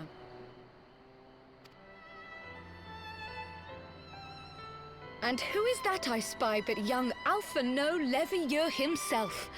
I dare say someone's grown an ilm or two in my absence. Or are those lifts in your boots? Nice. We, Miss Kryle and I met at the studium years ago. I shall forever be indebted to her for her sage guidance. It was no small task keeping him out of trouble, believe you me. The youngest ever to enter the studium, him and his sister, 11-year-old prodigies. Suffice it to say, social graces were not among his list of talents. Striding up to his seniors on his first day, head held high. What was it he said again? Thank you, Kryle.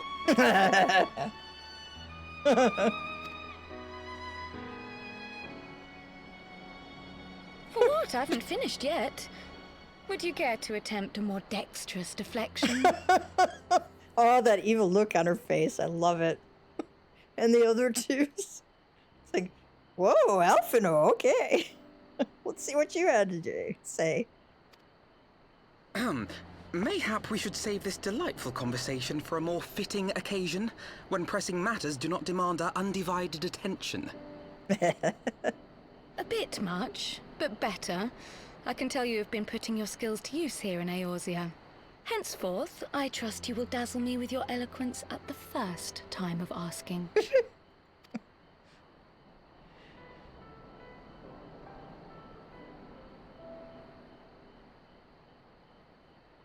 Right, on to more pressing matters.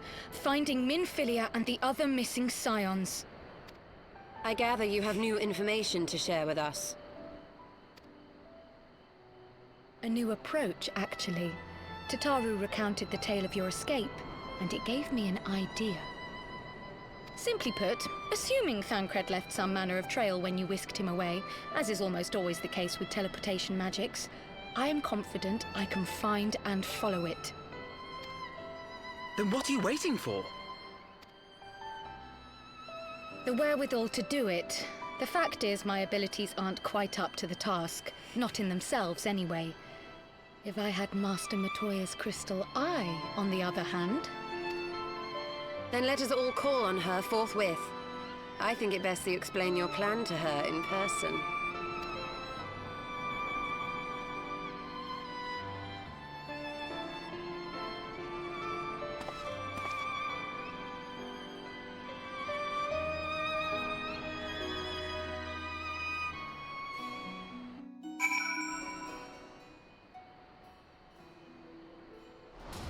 Another blue quest out here.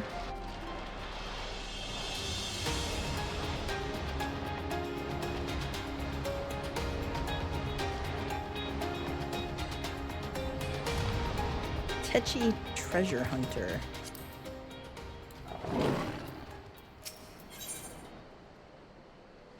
The Tetchy Treasure Hunter has the look of a woman who has seen rather too many marbles. What? There's one behind me, isn't there? No? Thank the gods. I've done enough running for one day. Those gods damned beasts came out of nowhere. It's a wonder we made it out alive. But we can't just leave the treasure there. You look like the sort who's used to risking life and limb. Might be as you could clear a way up through those seedkin that damn near made a meal of us. We'd see that it was worth your while, of course. If you're interested, let my friend Sani know. He should be somewhere near the entrance to St. Mosion's Arboretum. Well, I reckon it's safe to go back to Idleshire and look for a few more hands. We'll need as much help as we can get. Hope to see you at the Arboretum.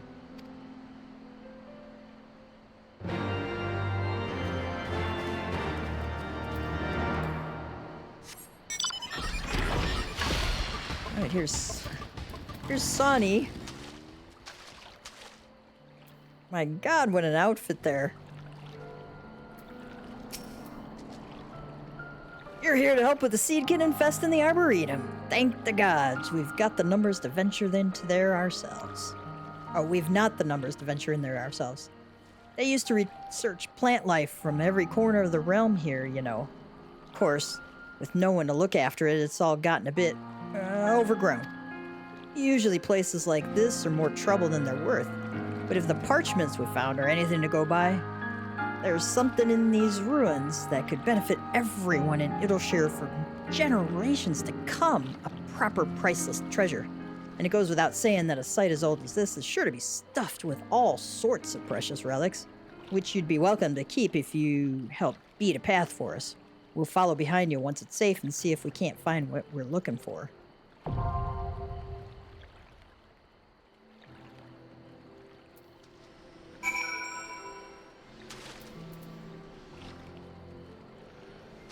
Alright, we've unlocked that. I am actually gonna...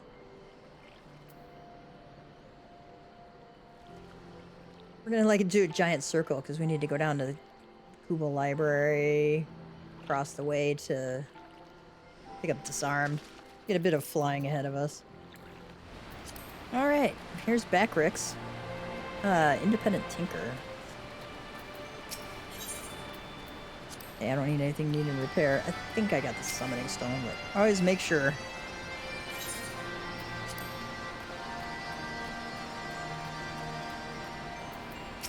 Backrix.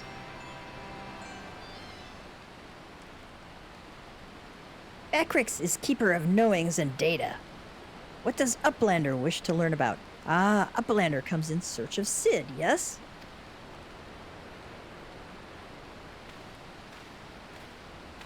My thanks for sharing your knowings, Backrix. These Illuminati are indeed most hostile. Ah, Gav, old friend. You haven't seen your Stola, have you? Drained of all ether in a matter of mere moons? 7 hells! How much power does that thing need? Too much, plainly. Well, it sounds as if we have an urgent dismantling job on our hands. From what Backrix has been telling me, the Illuminati are the most likely culprits. They have the knowledge to summon a primal and the requisite short-sightedness not to think better of it. Fanatical captures their philosophy nicely, I think, their goal being nothing less than sole ownership of all the world's technology. Needless to say, they're more than willing to kill anyone who stands between them and what they want. Quite how they manage to coax a primal into the hulk of a Charlian defense mechanism, I don't know. But it looks like they've made themselves a tiny little fortress inside the Colossus. We'll need to contend with them if we're to disable that thing. As for the task itself, simply destroying whatever serves as engine should do the trick, assuming it's in fact mechanical. But before all that, we'll need to find a way in, through yet another bloody barrier. Shh, go. Barrier is not new, rose up 3 years ago after ground made shivery shakes. Ruin was freed from Riverbend then. Round Rocks was here, saw with own 2 eyes. So, Backrix is saying, the barrier is not new. It rose up from the riverbed after an earthquake. And I saw it with my own 2 eyes. Round Rocks? Sorry, who is... Daughter of Slowfix. Round Rocks loves junk more than all other gobbies. Is collecting them and is playing now. Look! Psh, shiny junk and sparkly rocks, bitty bobs and whirlycogs. Sid says, I'm sorry for interrupting, Round Rocks, but I need to ask you a question. When the ground shook 3 years ago, did something come bobbing up to the river's surface? Bobbing? Nothing bobbed, silly uplander.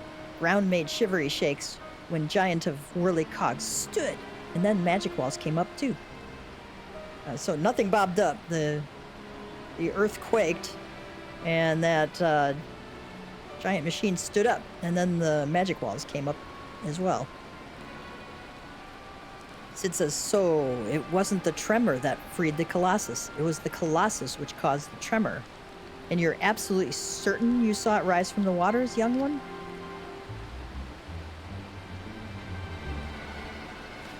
Yep. 7 hells. I think someone tried and failed to summon it 3 years ago. But was it the Illuminati, or... Oh, here's Brayflox. I'm hoping he doesn't have any stinky cheese in there. Shuck. Brayflox comes to trade tongue flaps, Uplander. I'm here to talk with you. Ah, just the goblin, says Sid. Slowfix tells me you're his resident expert on the Illuminati. Pardon me a moment while I consult with my fellow Uplander. Gav, if I may make a suggestion, I'll speak with Brayflox and learn what I can of our opponents. In the meantime, could you investigate the Colossus itself? Biggs and Wedge are near where it landed. Biggs and Wedge are near where it's... Oh, I see what it is. In the meantime, could you investigate the Colossus itself?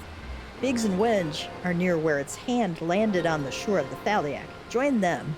See if you can't find a way inside the machine. Oh, and good luck with that barrier.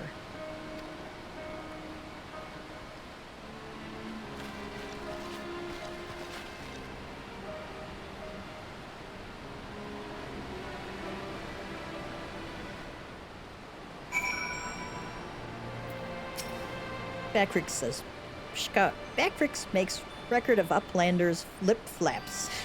Sid says, go to Biggs near River Shore. I recorded what you guys said. Round Rocks. Shh. Here is treasure trove of Round Rocks, but shh, is secret from big gobbies. Red Bricks. Shh. Giant of Metal is holding fast to land, and Slowfix is telling Red Bricks to keep eyes on Big Hand. I have to watch the hand that's on land here. Wedge says, dee-da-dee-da-dee-dee, dee-da-dee-dee-da. What in the blazes?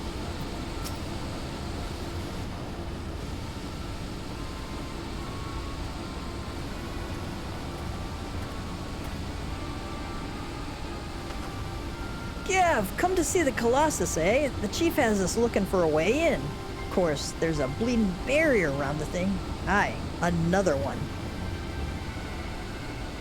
Luckily for us, when the big feller came down, its hand clamped onto the shore here, punching a hole in its defenses, and leaving that round portal there unprotected. Only trouble is, it's locked and doesn't seem to have a key. For want of a better idea, Wedge is listening into Illuminati Link Pearl communications in hopes they'll mention the trick to opening it. There's only one signal coming from inside the giant, and it's always the same pattern. I'm certain it's code. The Illuminati always use coded messages. From what I hear, they've developed a special kind of crystal free. Can't talk right now. I'm certain it's code. The Illuminati always use coded messages. From what I hear, they've developed a special kind of crystal specifically for transmuting link pearl waveforms. if we could get our hands on one, the chief's decoding machine here should theoretically be able to use it to untangle the meaning. Quite where we'd find such a crystal is another matter. Redbrick says, "Shh. Does Uplander know Round Rocks? She makes great collection of junk and things. Maybe is keeping Crystal at shortstop. Wouldn't that be a stroke of luck? And it just so happens I've been working on a means of identifying the crystal in question. Here, Gav, take this 3G7001B. Whatever the hell that is. Sprinkle that powder over this so-called collection and look for anything that glimmers. It should contain the material we need. You may have to borrow one of Round Rock's treasures, but I'm sure she won't mind if you tell her it's for a good cause. I'm afraid to know what this is.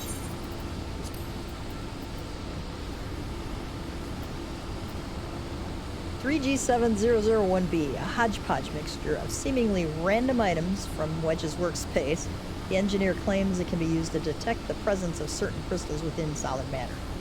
He has also asked that you do not ask him again about why it is called 3G7001B. If you don't find anything, we could always try blowing the hatch open. That armor looks pretty thick, though. Okay. Let's, go back up there.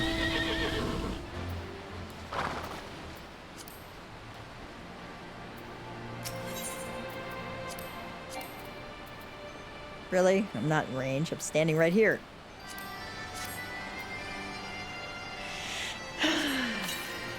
Amongst the jumble of bits and bobs, you spy a faintly glimmering stone.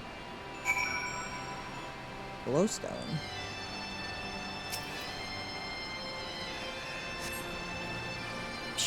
Shut. What is Uplander doing? Sneaky taker! Treasure belongs to Round Rocks!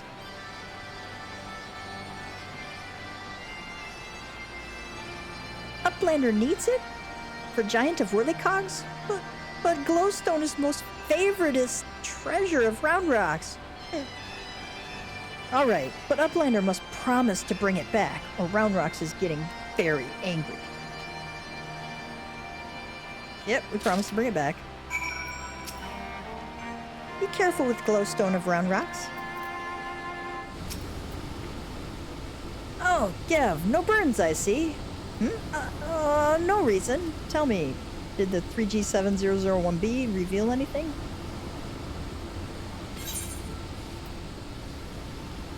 Glowstone. I'm unsure of its origin. Round Rocks has given this light-emitting rock a compound name, a linguistic convention common in the Goblin tongue.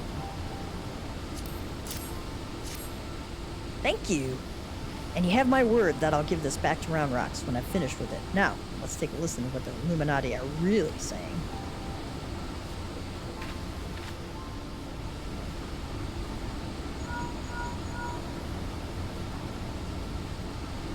Goodness. All that infernal beeping is gone. Now it's a message clear as day. Let's see. Today is scheduled for Gordius. Registration at 7th bell. Stop. Louse the Curl Cubs at 3rd bell. Stop. Rest and recuperation at 2nd bell. Repeat. Today's scheduled for Gordius. Registration at 7th bell. Louse the Curl Cubs at 3rd bell. Rest at 2nd bell. Okay. Curl lousing? But I'm sure that was the only message. This has to be some sort of jest. Don't be daft, Wedge. It's just another code. You need the proper crystal and the proper knowledge to understand it. Ugh. Leading Illuminati. Should have known it wouldn't be so easy. Quite the conundrum you have there.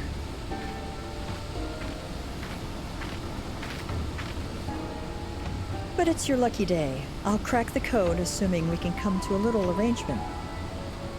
This is Mead. I'm a treasure hunter by trade, and there's a certain something I want inside the giant. I help you get inside, you help me get out with it. A fair deal, no? The name's Mead, by the way. don't know if it's mead or might. I'll have to look that up and find out. Charmed, I'm sure. You are aware that the interior is almost certainly swarming with Illuminati, yes? He says, why do you think I came to you? There's strength in numbers, friend. Best we join forces, eh? Now, the words you intercepted are largely gibberish, but paired with the numbers, well, you see, 7 stop 3 stop 2, wasn't it? You, the big one. See the pipes atop the hatch? There ought to be a valve up there with a hand wheel. Imagine it's clock. Try turning it right to 7, left to 3, and then back to 2.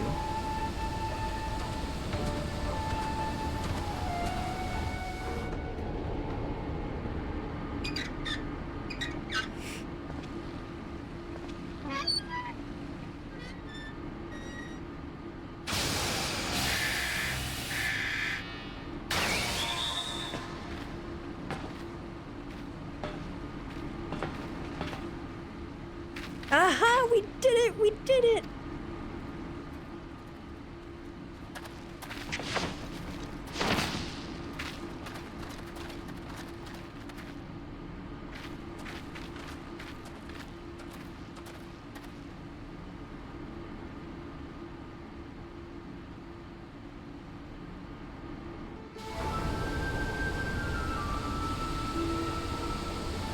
So, the Illuminati have been announcing the way to enter the Colossus all along. Strange. Well done for cracking the code, anyway.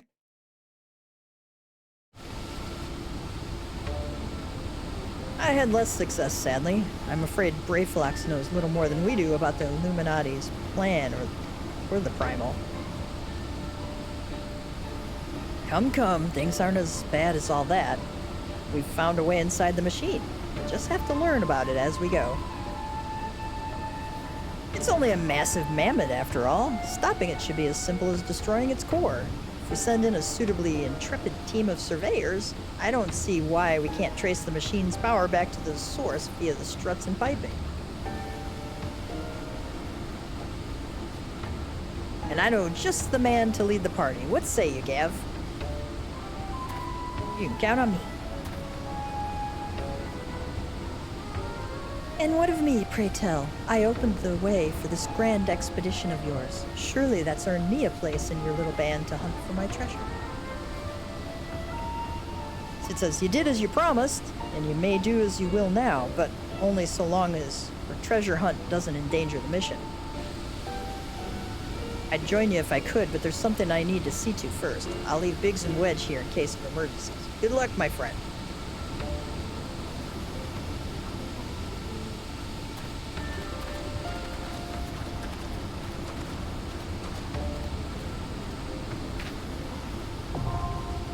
Fist of the Father, now accessible. You now have access to the Fist of the Father. Gordius can be accessed either via the entrance in the Maker's Quarter.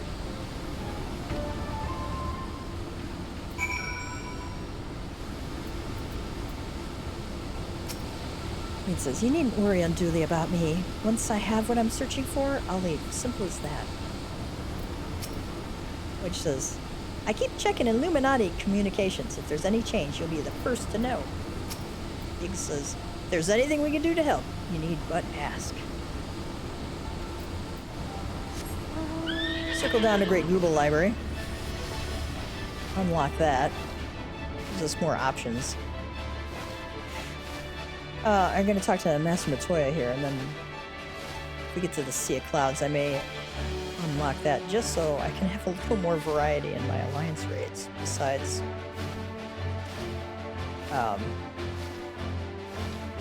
endless Crystal Tower series stuff. Oh, this is kind of cool. Look at the moon up there.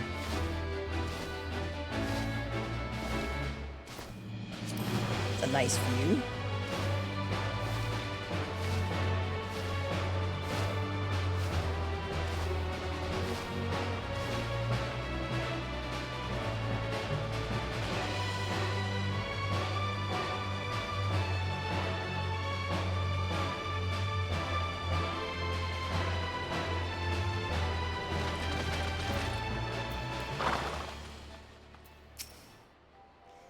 Midnight Dew. Ah, there you are. Good to see a man who doesn't shy away from a challenge. You'll see a sturdy-looking door just ahead and to your left. That'd be the entrance to the Forbidden Falls.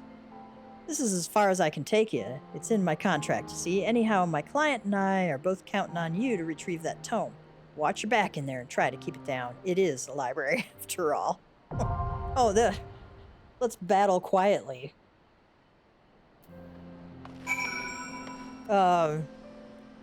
I was in a Renaissance reenactment group for years, and they battle with they don't use real steel, of course, because that can be pretty dangerous unless it's choreographed, and even then it can still be kind of dangerous. No sport is ever, risk-free. But those, the combat is loud. Not quiet at all. There's no hiding it. See what Alfino has to say. She was less than flattering about my technique when last we met, but this time I have come prepared. Let her belittle my obsidian carbuncle if she dares. Do not tell her I said that.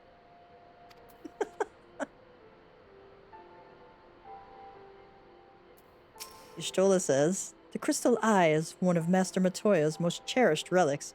I doubt very much that she will grant us leave to lay hands upon it unless we can convince her that it is vital to our cause. Krau says, you did say we were headed for a cave, did you not? Because I certainly don't see a cave nearby. Is Master Matoya meeting us on the way or something? See if they have anything new. You know how she can be. If Krau does not meet with her approval, then that will be that. Alfino says, oh, who am I kidding? I will be fortunate if she does not mistake me for my sister again. Alright, in the eye of the beholder, the prospect of meeting the famous Master Matoya seems to have set Krau thinking. I have heard many stories of Master Matoya, some quite flattering, others less so. Y'shtola says, rest assured, they all are true. This way, and have care where you tread.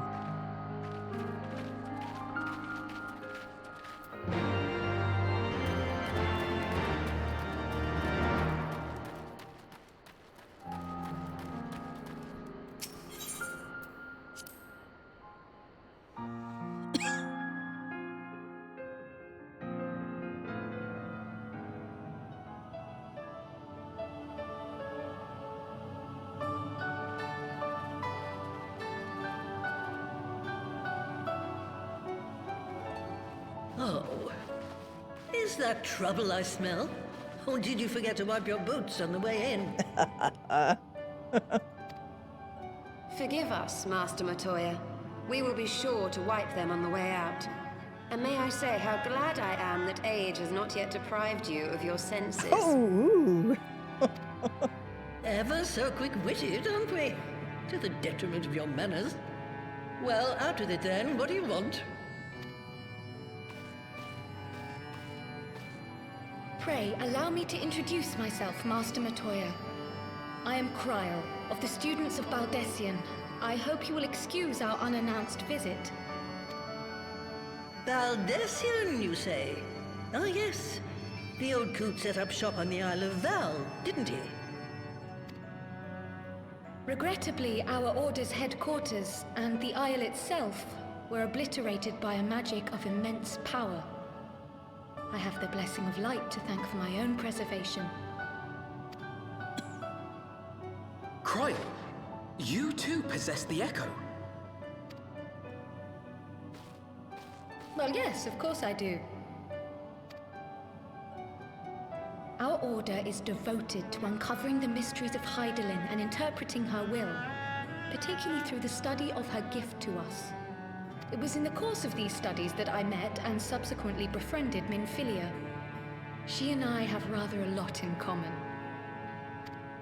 I had no idea. You weren't supposed to. Not that I wanted to deceive you, you understand, but precautions had to be taken. Yes, that's all well and good, but you still haven't told me why you're here. The students of Baldessian are gone, and there is naught I can do to change that. But the Scions of the Seventh Dawn can yet be restored, and my dear friend found. You have in your possession an ancient crystal of light, one you call your crystal eye. I believe I can use it to focus my abilities and locate one of the missing Scions. And there I was, thinking you might want to make use of my years of experience. Oh, wait here. You don't want me, you want my stuff, alright.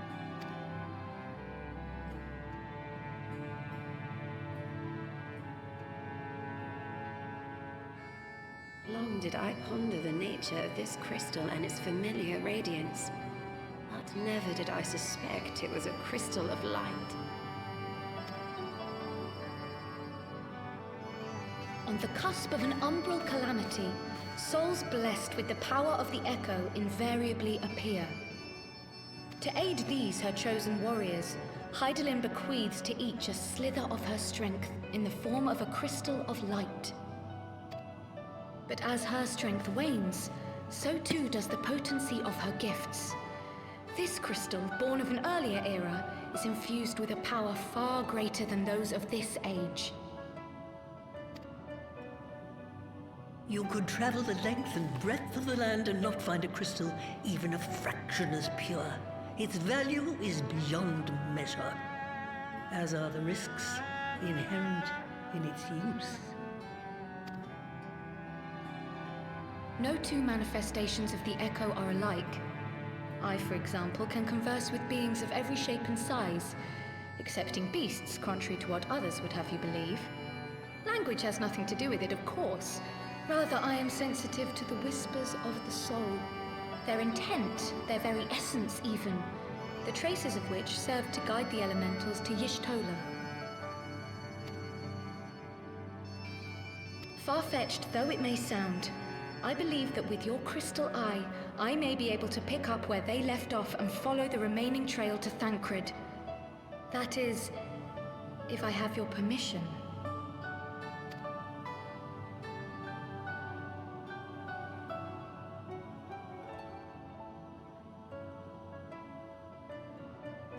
Well, the poor sod's not going to find himself.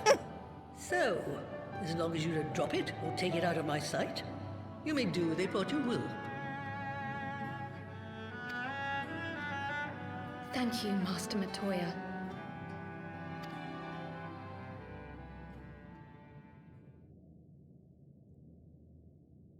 Then let us begin.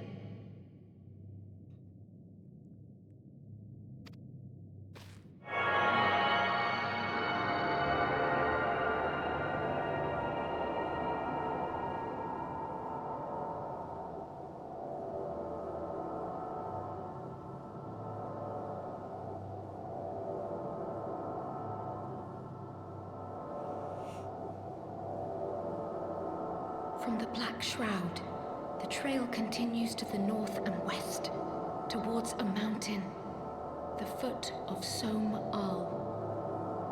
It was a near thing, but he was not deposited within the rock. I think.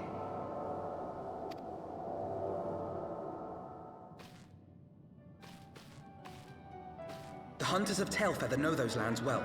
I say we begin our search there.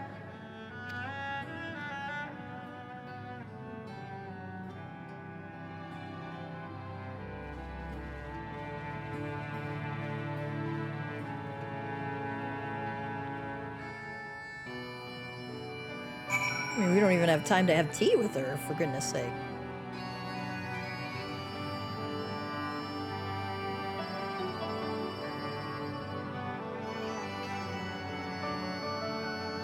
Speak with Alfino outside Tailfeather.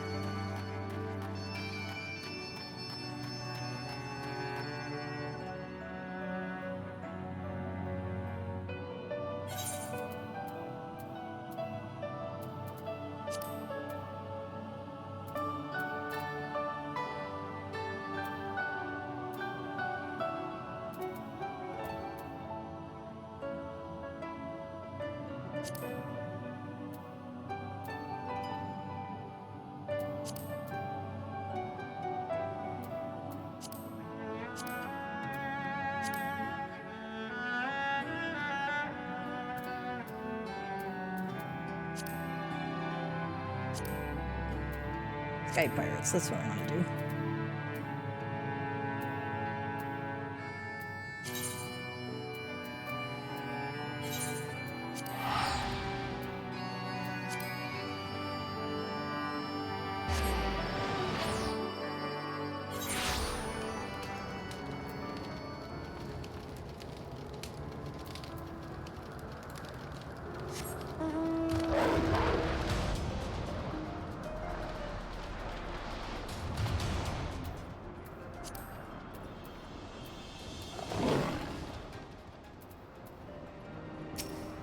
Antrama says, a supply airship has gone missing, you say?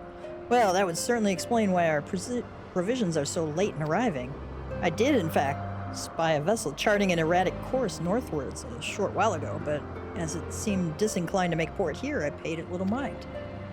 Not the most compelling piece of evidence, I grant you, but I have witnessed naught else of interest. I suggest you investigate the landmass to the north. Rest assured, I will send word if I spy any other sign of our errant supply ship.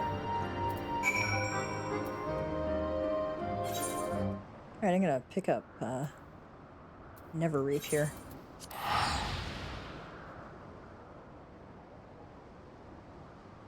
That unlocks another dungeon.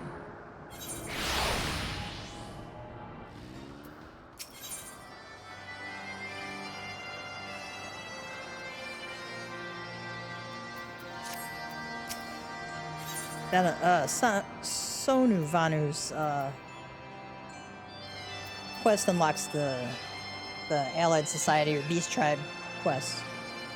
Alright, Sanu Vanu would seek your aid in asserting the authority of the Zundu chieftain. The great Netherling warrior who chased the clouds from our land returns. Like gentle zephyr wind, Sanu has plea and hopes Netherling lends an ear. Zundu takes shelter from the Vundu storm by virtue of peace offerings and respect commanded by Zundu chief.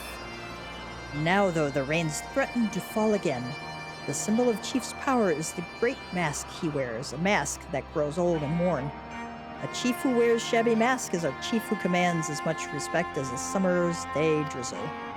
Tribal mask is made from the scale of the Wakiyan, a giant Sanua who nests on Neverreap, where the Vanu Vanu are forbidden to go.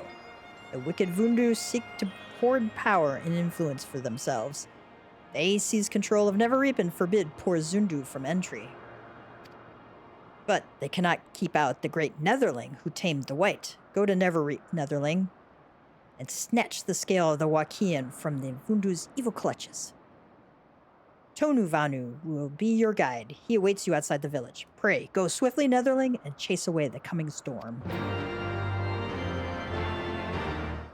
Oh, we gotta go way up there. Holy cow. Actually, to be able to even get to this place, you have to have flying unlocked. So, don't skip your ether currents, okay? If you do those along the way, you'll have flying unlocked as quickly as possible.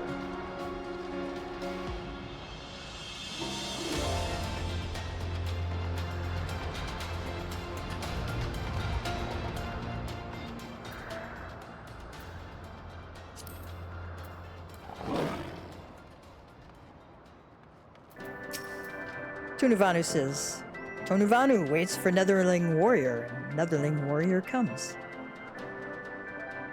Netherling braves Neverreap to retrieve the Wakian scale for Zundu. Tonu's heart flutters in the gentle winds of Netherling's kindness.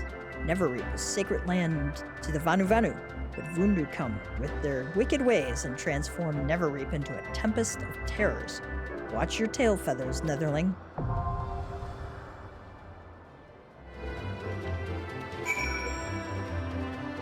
Ah, you can't jump off here.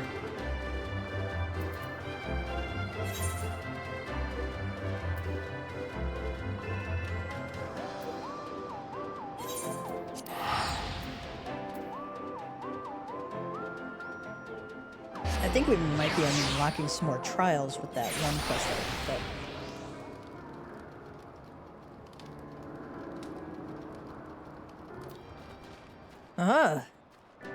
Sky Pirate. Ha! We'll make some good coin from this haul. Then we'll see if this fool's worth the ransom.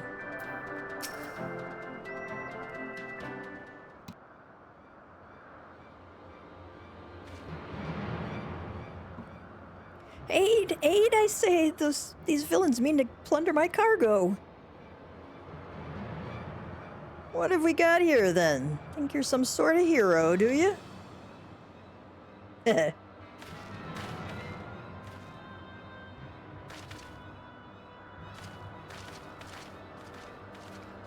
Well then, you won't mind if me mates here join the fun. Makes for a more heroical tale, won't it? A tale of how 3 sky pirates fed a meddling little shite his own bloody eyes.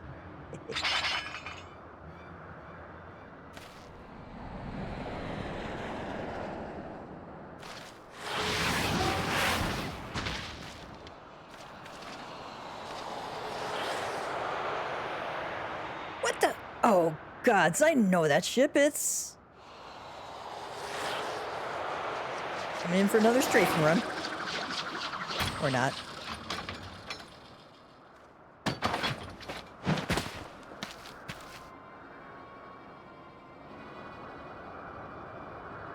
So you're the scrags would have been dragging our good name through the mud.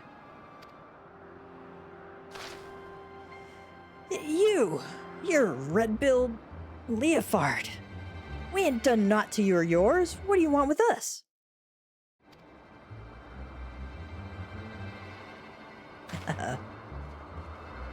Little evil smile there.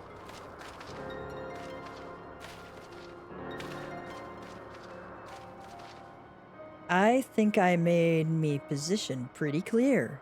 You take on the mantle of Sky Pirate, you agree to a certain code of conduct. Codes ain't much worth. Codes ain't much... Let me try that again.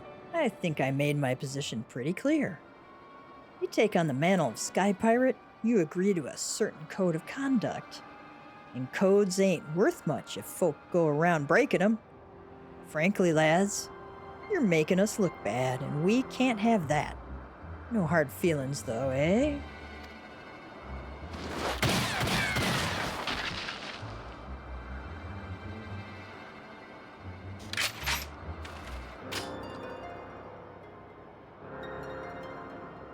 Well...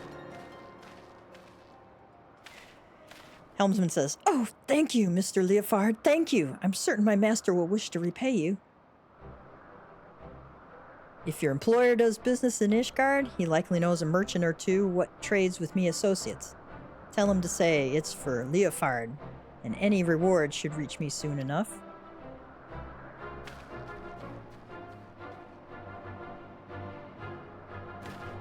As for you, adventurer, 'tain't often someone beats me to the scene, but then I'd expect not less from a hero such as yourself, Gav.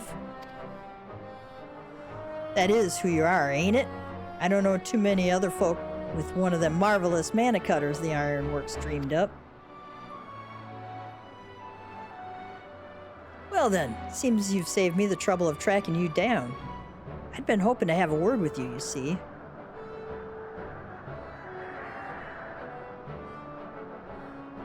I'll put it to you straight.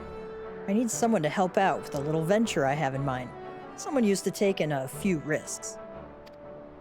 Now, this wouldn't be no black-hearted brigand's work, so don't go worrying yourself on that account. Unlike them thieving curs just now, I don't hold with robbing honest folk. For me, you see, the Sky Pirate's life is all about freedom. The freedom to go where you will. To find out what lies beyond the next cloud. If you're interested in joining us on an adventure worthy of the name, then look for me standard in the northern reaches of the Blue Window. Someone will be waiting there to greet you.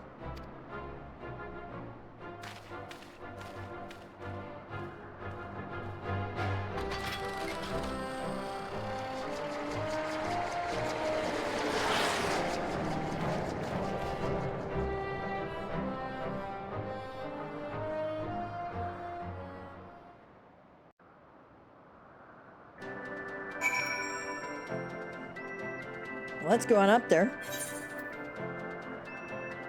I do want to unlock that. Especially since I think I have Dune Scathe in my...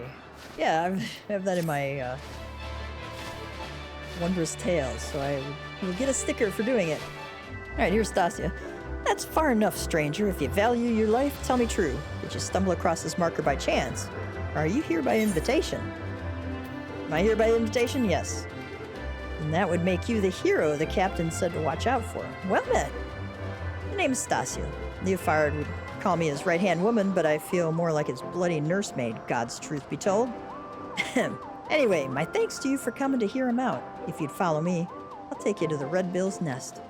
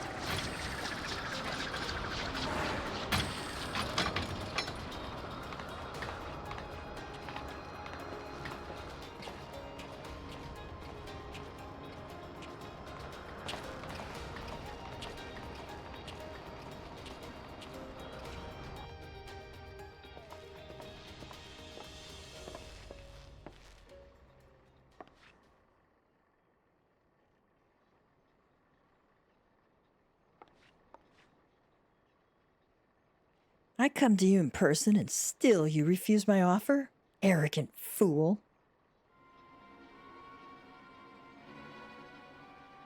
Leofard says,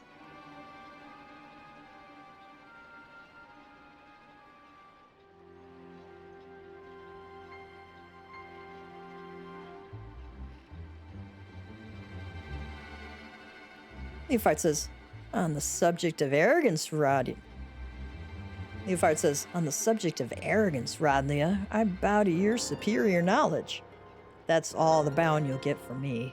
As I've told you a dozen times before, I ain't no one's lackey.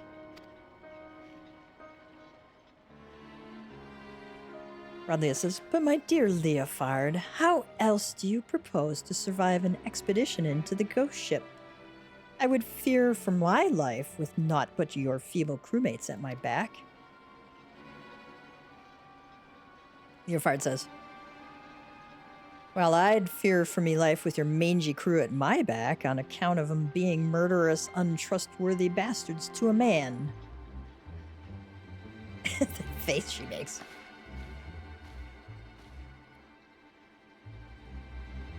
Ralia says, I thought you cleverer than this, Red Bill, but no matter, I always get what I want in the end.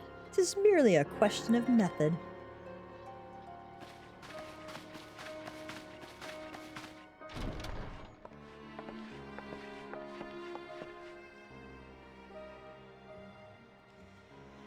Ralia says, now there's a face I've not seen before. You don't have the look of one of Leofard's little birds. Stasia says, he's a guest. You understand the concept, don't you? You know, when someone is invited, instead of just bursting through the door whenever she damn well pleases.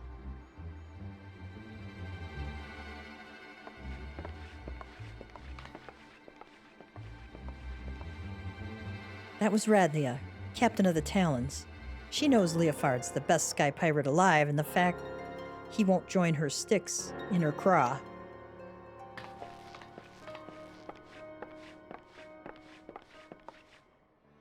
Talon's deck swab. Are you gonna let him talk to you like that, Captain? We should teach him Red Bills some respect. Radnia says, patience. When all of this is over, we shall see who rules the skies.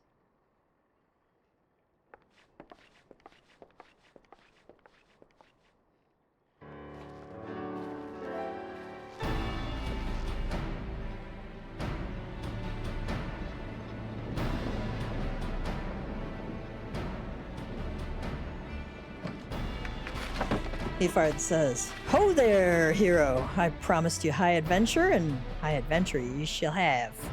For we plan to board the Sea of Cloud's very own ghost ship." Stasia says, "Or what folk have taken to calling one, anyway. Every day for the past few weeks has brought with it a new sighting of the selfsame vessel. A massive airship of queer design adrift on the wind. Being a curious lot, there were a few buccaneers who tried exploring below decks, but not one of them's been seen since. And so, naturally, they're saying the ship is cursed. Well, haunted." Leafard says, "Like I said, an honest to goods. Like I said, an honest to God's ghost ship. My guess is she's another relic left behind by the Allagans, and we won't know for sure till we've had ourselves a good poke around inside and liberated whatever ancient treasures she's got moldering away in her hold, of course." Stasia says, "But before we start dividing up the spoils, we've got to find the damn thing, which is why we've been working on a special new device." Leafard says, "Bah, finding her will be the easy part. What we can't do without is a veteran and explorer who ain't afraid to fling himself face first into the jaws of danger. Now, I know you're a gallant champion of the people and all, but strip away the fame and the glory, and I'll wager you're still an adventurer at heart. So what say you, Gav? Fancy a plunge into the unknown at the side of the Red Bills?" "Of course." Stasia says, "Then it's settled.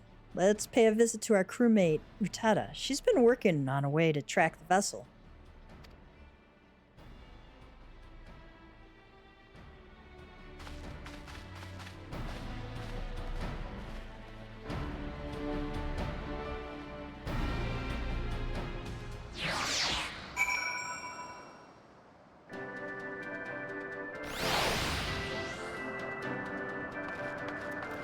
Red Bill Deckhand says, "Might be as there are better engineers in the realm, but I'd wager none are as inventive as our Utada. She earns her keep with her brains, not her brawn, and we're a stronger crew for it." Stasia says, "This here's Utada, the lass I was telling you about. She's our engineer, and a damn good one at that." Leafard says, "I always get this little thrill in my chest when I'm about to embark on a new adventure. Once you've felt your heart dance like that, there's naught you wouldn't do to feel it again."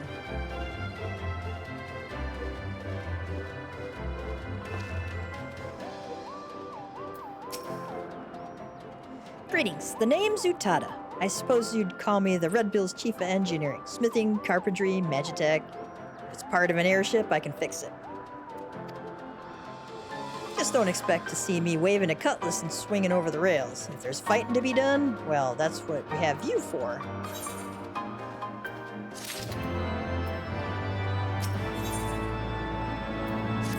See if they have anything else to say. Alright. Utada seems eager to share her findings on the ghost ship.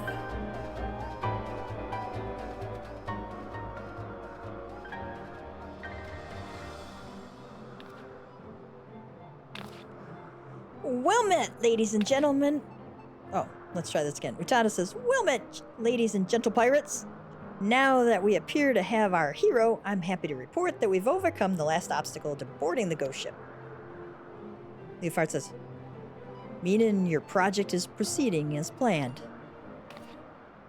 "That it is, Captain. I knew this would be the perfect place to take readings. The scant amounts of background ether make it easy to follow the derelict's trail." Stasia says, "The ghost ship has what Utada tells us is a, quote, unique etheric signature, unquote. She's been building a device that can sniff out this particular spectral flavor and point us in the right direction." Utada says, "I call it the ectocompass.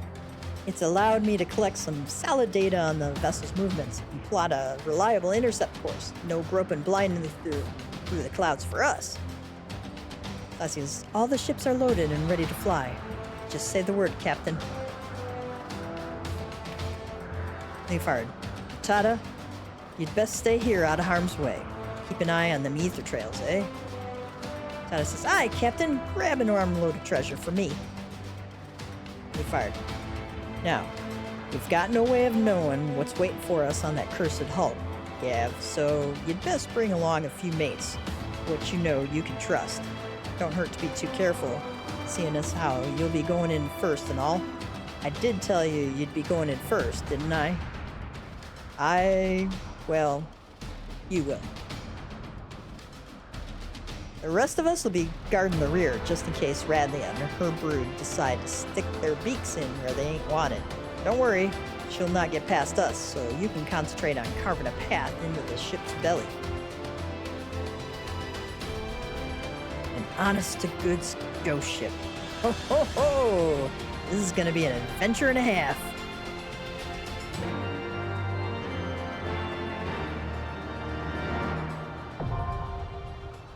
The Void Ark is now accessible. Oh, okay. Duneskaith is the other one. Does any Utada have anything? Leofard will be taking my ectocompass with him. Just follow his lead, and you'll arrive at the derelict soon enough. Who knows what wondrous trinkets await you inside? Leofard says, we'll deal with any sneaky bastards what try creeping in behind us while you and your mates forge ahead. That Hulk's secret will be ours alone. Red Bill Deckhand. Captain's dragged us on some hair-raising adventures in his time, but Summit tells me this one's going to be the worst of the lot. If we look out for each other, though, I reckon we'll make it home in one piece, with a bit of luck.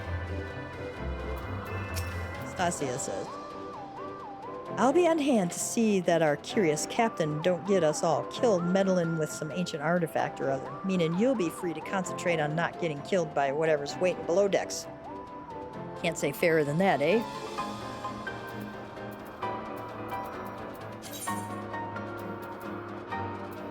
Alright, let's go to Tail Feather. Continue on our MSQ here.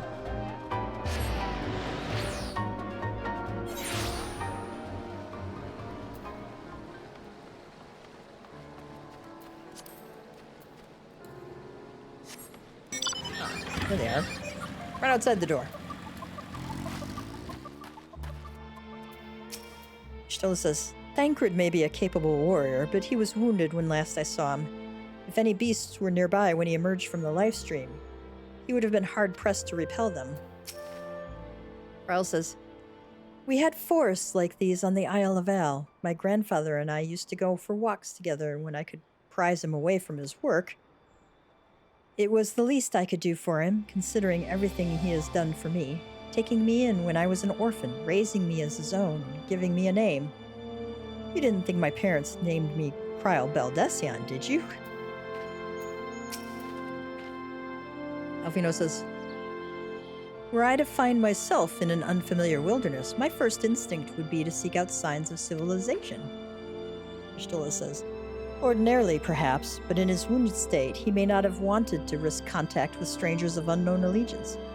Yet even had Thancred chosen to remain in the forest, the hunters would surely have stumbled across his trail. Cryle says, Tailfeather doesn't strike me as an isolated outpost, though. Merchants and traders pass through reasonably regularly, do they not? In which case, we'll need to provide a more detailed description when we question the locals. Alfino says, fear not, Cryle. I have already prepared several sketches of Thancred for that very purpose.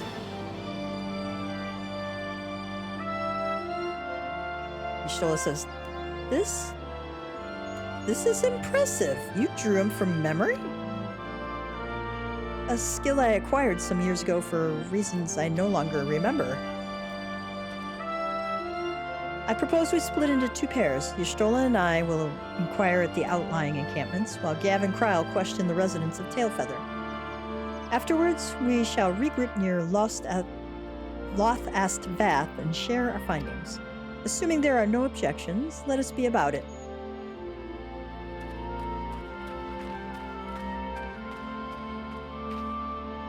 My, he certainly has matured, hasn't he?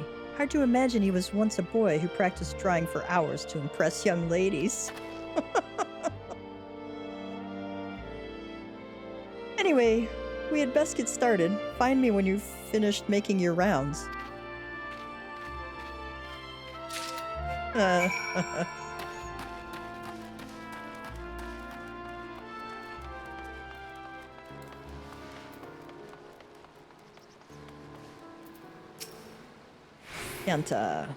what are we standing around for? There's chocobos just begging to be hunted.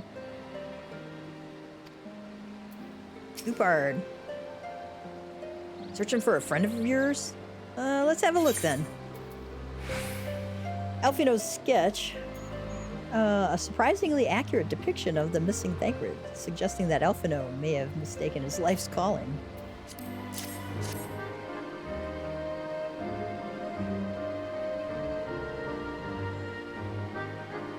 No, ain't seen him around, sorry. I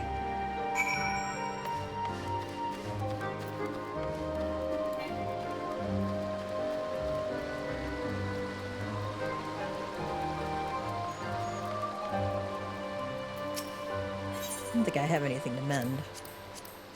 I like to double check.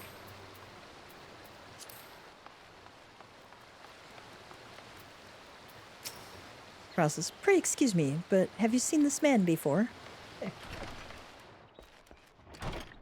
Season tracker. Talk to the chief for the details of the hunt. Where's the Scions? What's that you got there? A sketch?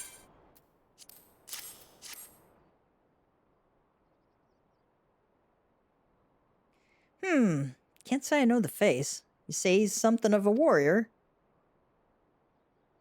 I heard a tale the other day about a Hijinks vagabond who brought down a bandersnatch by himself, and with style. The way they tell it, he was dancing with the beast like it was the belle of the bleeding ball. Sound like your man? Oh, yeah.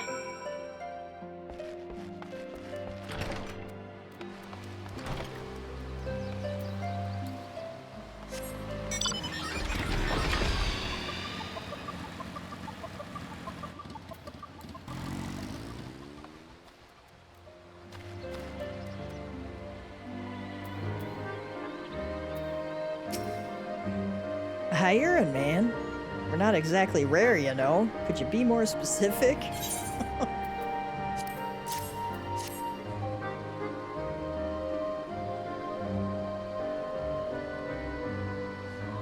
I did spy this one bloke a while back. Didn't get a good look at his face, but it could have been him. This was beyond the forest, as I recall, along the river to the west of Tailfeather. I remember thinking he wasn't much of a hunter. The lad was making no effort to cover his tracks, see? That and he was carrying an axe instead of a bow.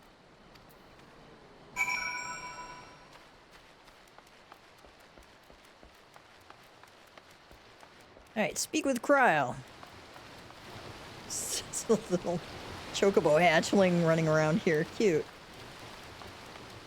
Just kind of caught my eye there. Finished? In that case, I think we've learned everything we can here. Let's see what the others have found out.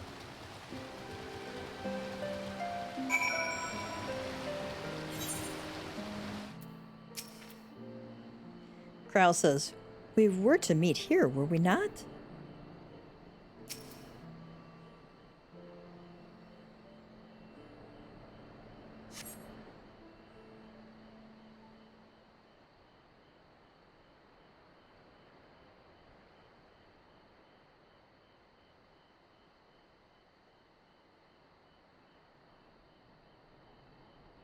Alfino says, my apologies for our late arrival. We thought it wise to question as many hunters as we could.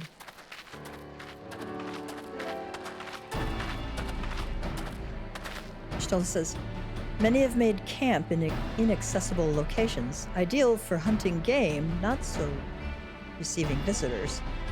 Alfino says, nevertheless, our time proved well spent.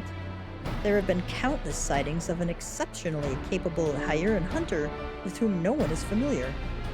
Though none chanced to see the man's face, his height and build match Thancred's description, as does his fighting prowess.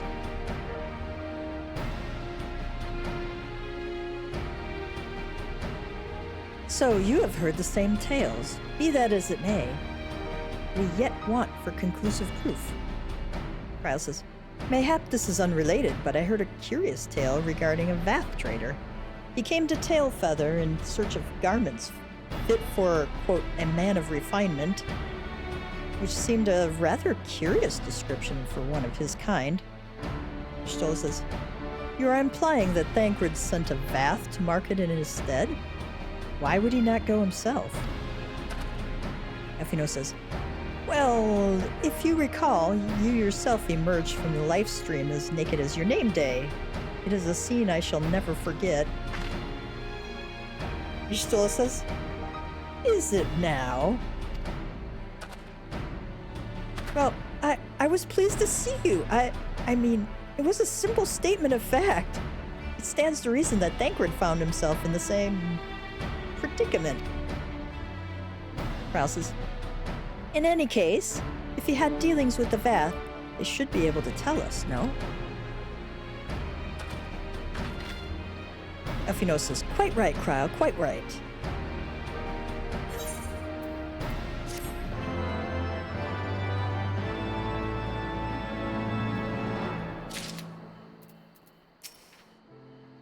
Honestly, that boy, some things never change.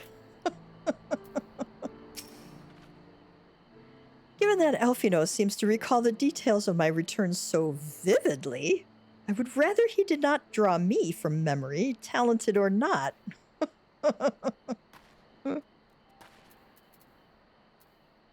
Elfino would very much like to continue the search for Thancred. Well, what are we waiting for? For all we know, Thancred could be waiting for us in Loth Est Fath. We must go and see the Vath right away. Come along, everyone, come along.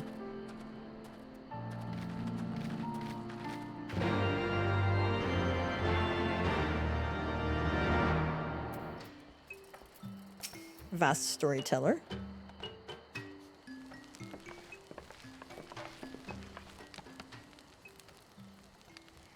Vast storyteller. Click, click. Great hunters, we welcome you once more to Loth Est Fath. What do you seek this day? Elfino says, we seek a man. A man with whom we are told you may have had certain dealings.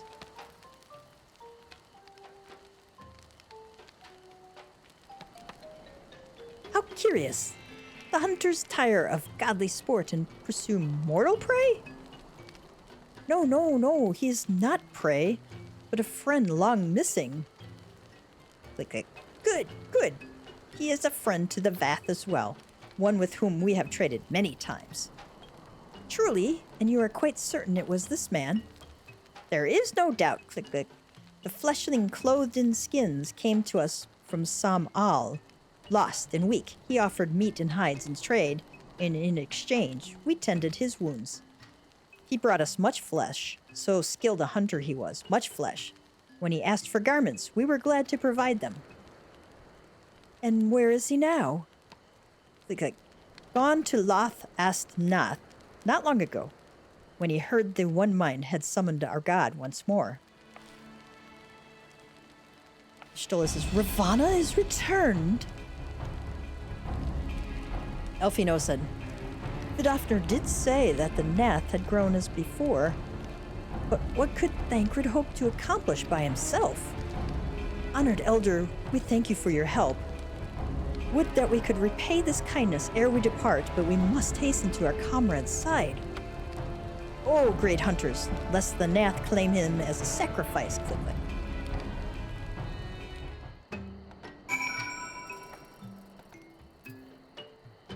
Proceed to Loth Est Nath, defeating any foes who stand in your way.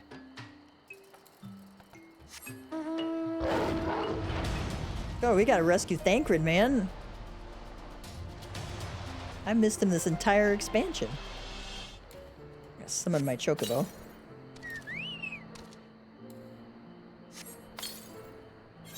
Eat some food, my food buff ran out.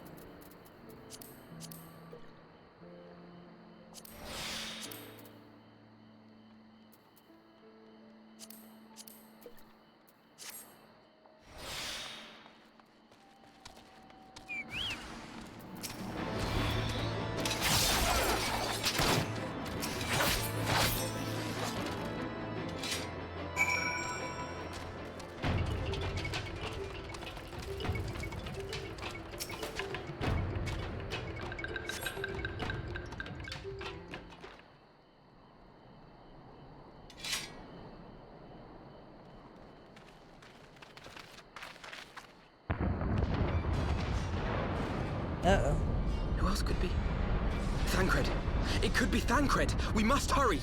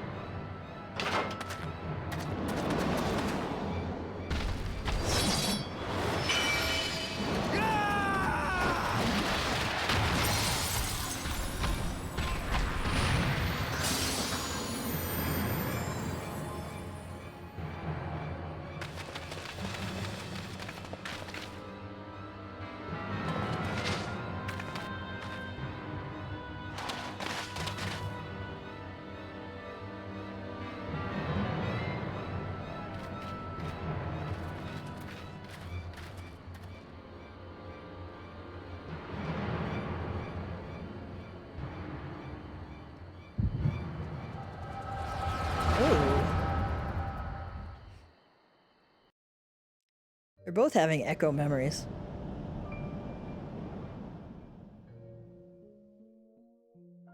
This day, we reclaim the reins of history.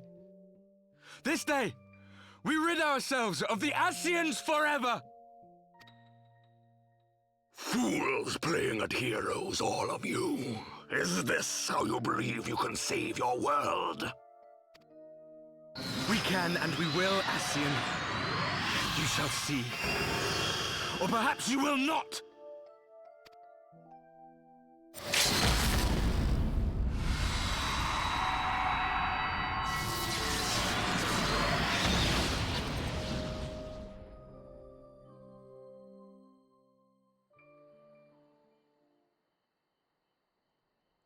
So you are the warrior of light, the savior of Eorzea.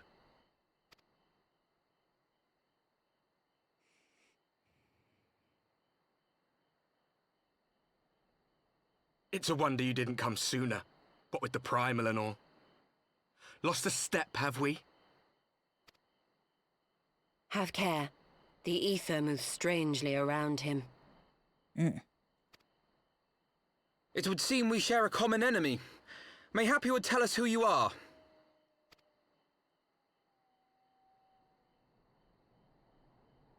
Shall we show them?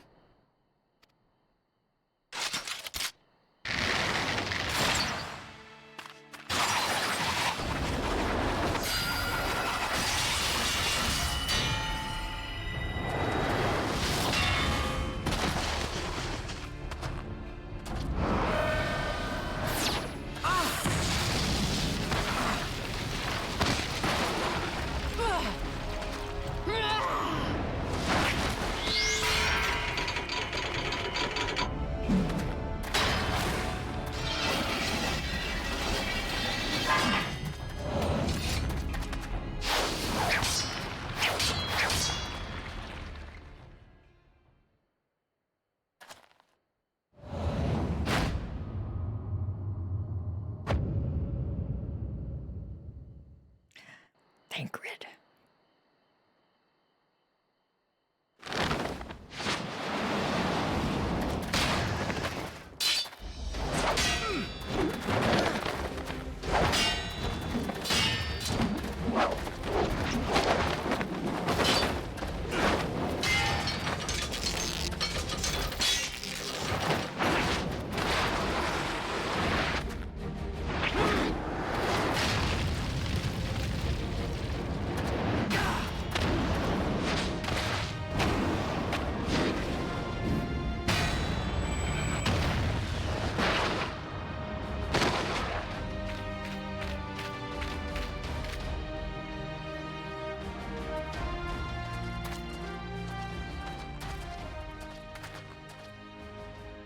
Not very sporting of you to interrupt. But so be it.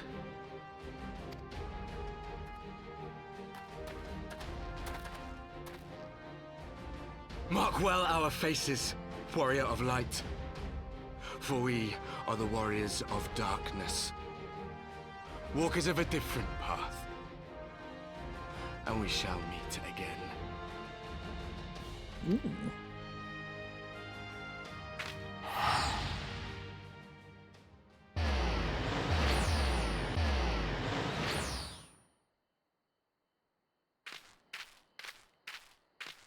Warriors of Darkness? Really?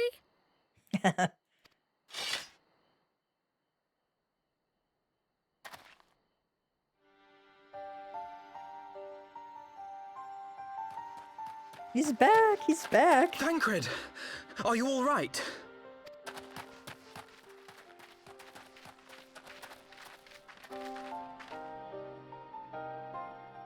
Got some nice moves there, man.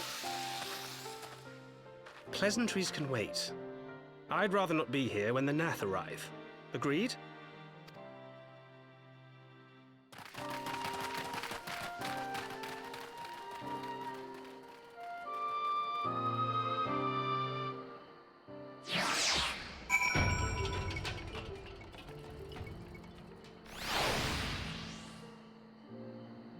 Oh, let's see what everybody has to say.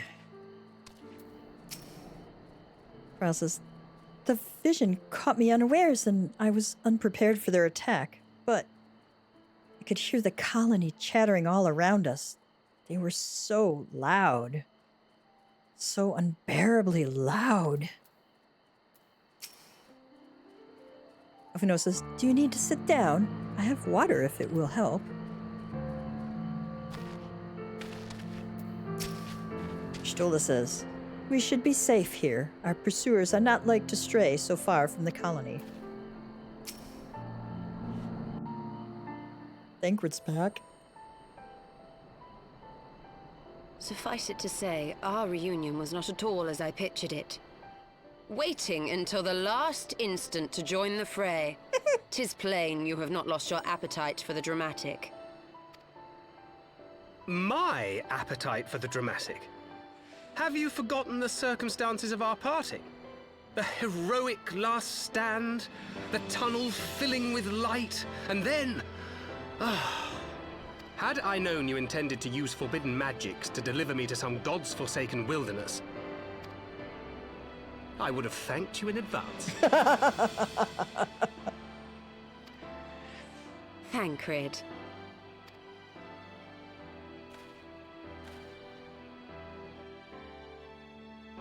If nothing else, you might have warned me that I would emerge from the live stream in the altogether.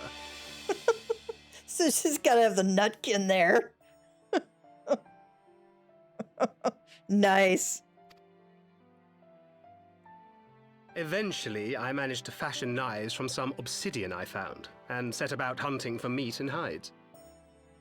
Given that I'm not all that skilled in leatherworking, it's probably for the best that I met the Vath before I was reunited with you.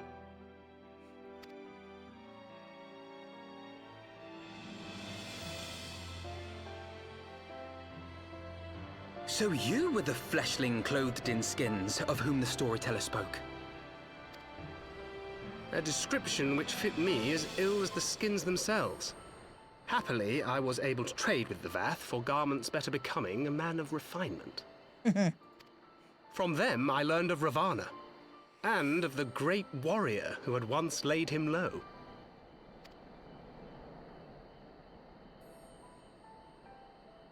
And thence did you conclude that were you to track the Primal's movements, it would surely bring you into contact with the Scions once more. It seemed a reasonable assumption. I could think of no one else with your enthusiasm for slaying beastmen gods. Until now, that is. Ah, yes. The self-proclaimed Warriors of Darkness. 'Tis only fitting that they stand in opposition to the Warrior of Light, I suppose. I glimpsed the leaders past, if only for a moment. They were confronting a man in black. An Ascian, I think. If these warriors are capable of doing battle with Ascians and Primals both, they must be possessed of powerful protection. Protection not unlike the Echo.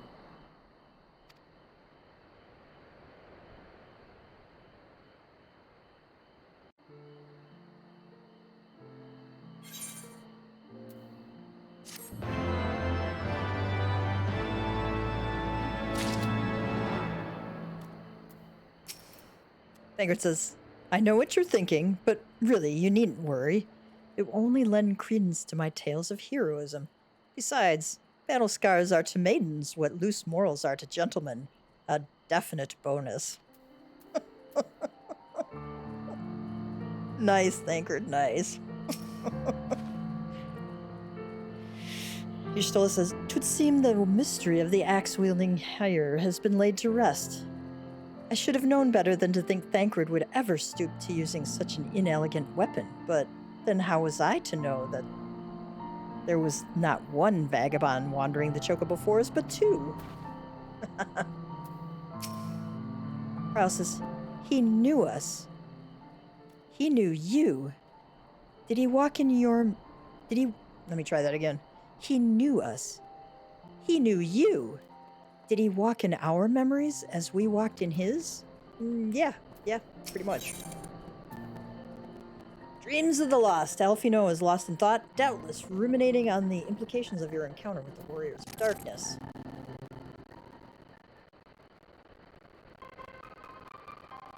Alfino says, "Blessed with the power of the echo and driven to put down primals. Despite his declaration that they walk a different path, I struggle to see how their goals conflict with ours. Nor is that the only oddity. I find it passing strange that such exceptional individuals should have wholly escaped our notice until now. Surely we would have heard rumors and attempted to recruit them to our cause?" Y'shtola says, "I recall no such adventurers, and I would not soon forget their like, nor would any of us, I think. One of our primary duties was to scour the city-states for promising candidates, which is how Ida and Papalimo found Gav." Tancred says, "Ah, the memories. It seems like only yesterday that you slew your first primal. Speaking of which, I had the distinct impression that it was not the first time that band of merry men and women had killed a god." Y'shtola says, "I labor to believe that a band of preternaturally gifted adventurers has been traveling the land, slaying primals without our knowledge. 'Twould imply gross negligence on our part." Alfino says, "Speculation will avail us not. There is far too much we do not know. For the present, we must needs concentrate on what we do know, namely that Lord Ravana is no more. Vidofnir must be informed. The news may render her more receptive to Sir Emmeric's invitation." Krell says, "Since you seem to have affairs here well in hand, I shall take my leave. Simply being in the vicinity of this colony is giving me a stinking headache. If you have need of me, I shall be with Master Matoya. I would beg her assistance with the search for Minfilia." Tancred says, "Wait, Minfilia is missing? I thought she escaped with Gav." Alfino says, "I shall explain on the road. Much has happened in your absence."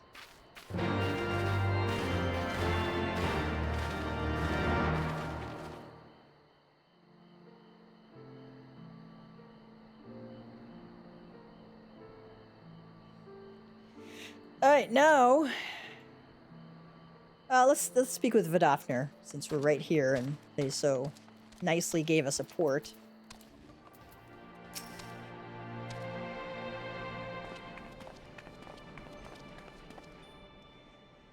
Vidofnir says, "I had not thought to see thee again so soon, mortal. If thou seekest the night, know that she hath long since departed for Ishgard." Alfino says, "My thanks, Vidofnir, but it was not for her that we came. We bring good tidings for you and yours. Lord Ravana, who had been summoned by the Nath, has again been brought low." Vidofnir says, "Truly, once more you mortals have succeeded where mine own kind did fail. You have our deepest thanks." Alfino says, "Would that we could take credit. The god fell by another's hand." "Another? Revelation upon revelation. Regardless, it is cause for celebration. The Nath will have no choice but to withdraw. But to another matter.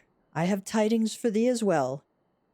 Alfino says, "Regarding the Ishgardian's invitation?" Vidofnir says, "As promised, I brought the matter to my sire. hearken to his answer now. And quote, "For 1,000 years have I mourned my beloved, who gave her life to forge a peace thy king betrayed. Such was my lot until a child of Ishgard came unto me. For want of warmth she wrapped herself in a dream.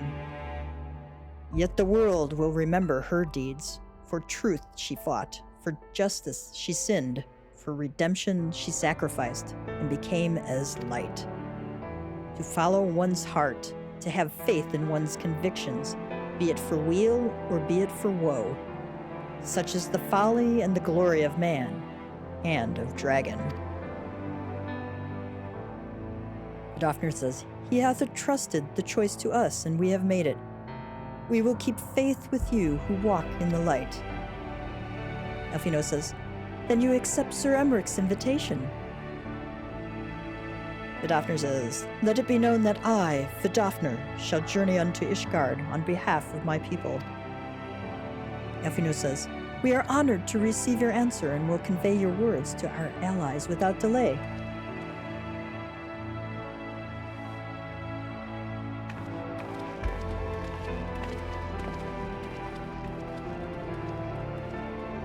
Elfino says, "It is happening, Esael.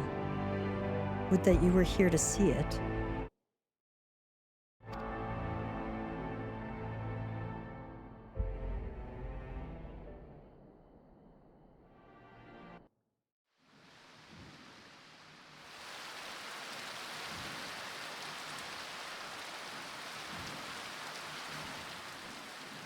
Even as the Scions celebrated the return of a long-lost friend, honorable men plotted to deprive them of another.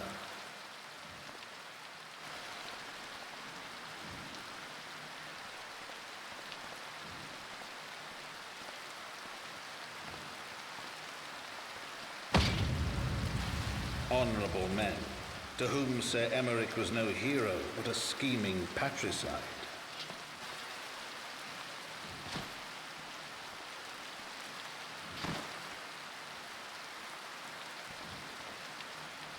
Honorable men who would fain wash the paving stones of foundation with the tyrant's blood. Honorable men whose knife in the dark was the spark which set the city aflame, and who sang as it burned.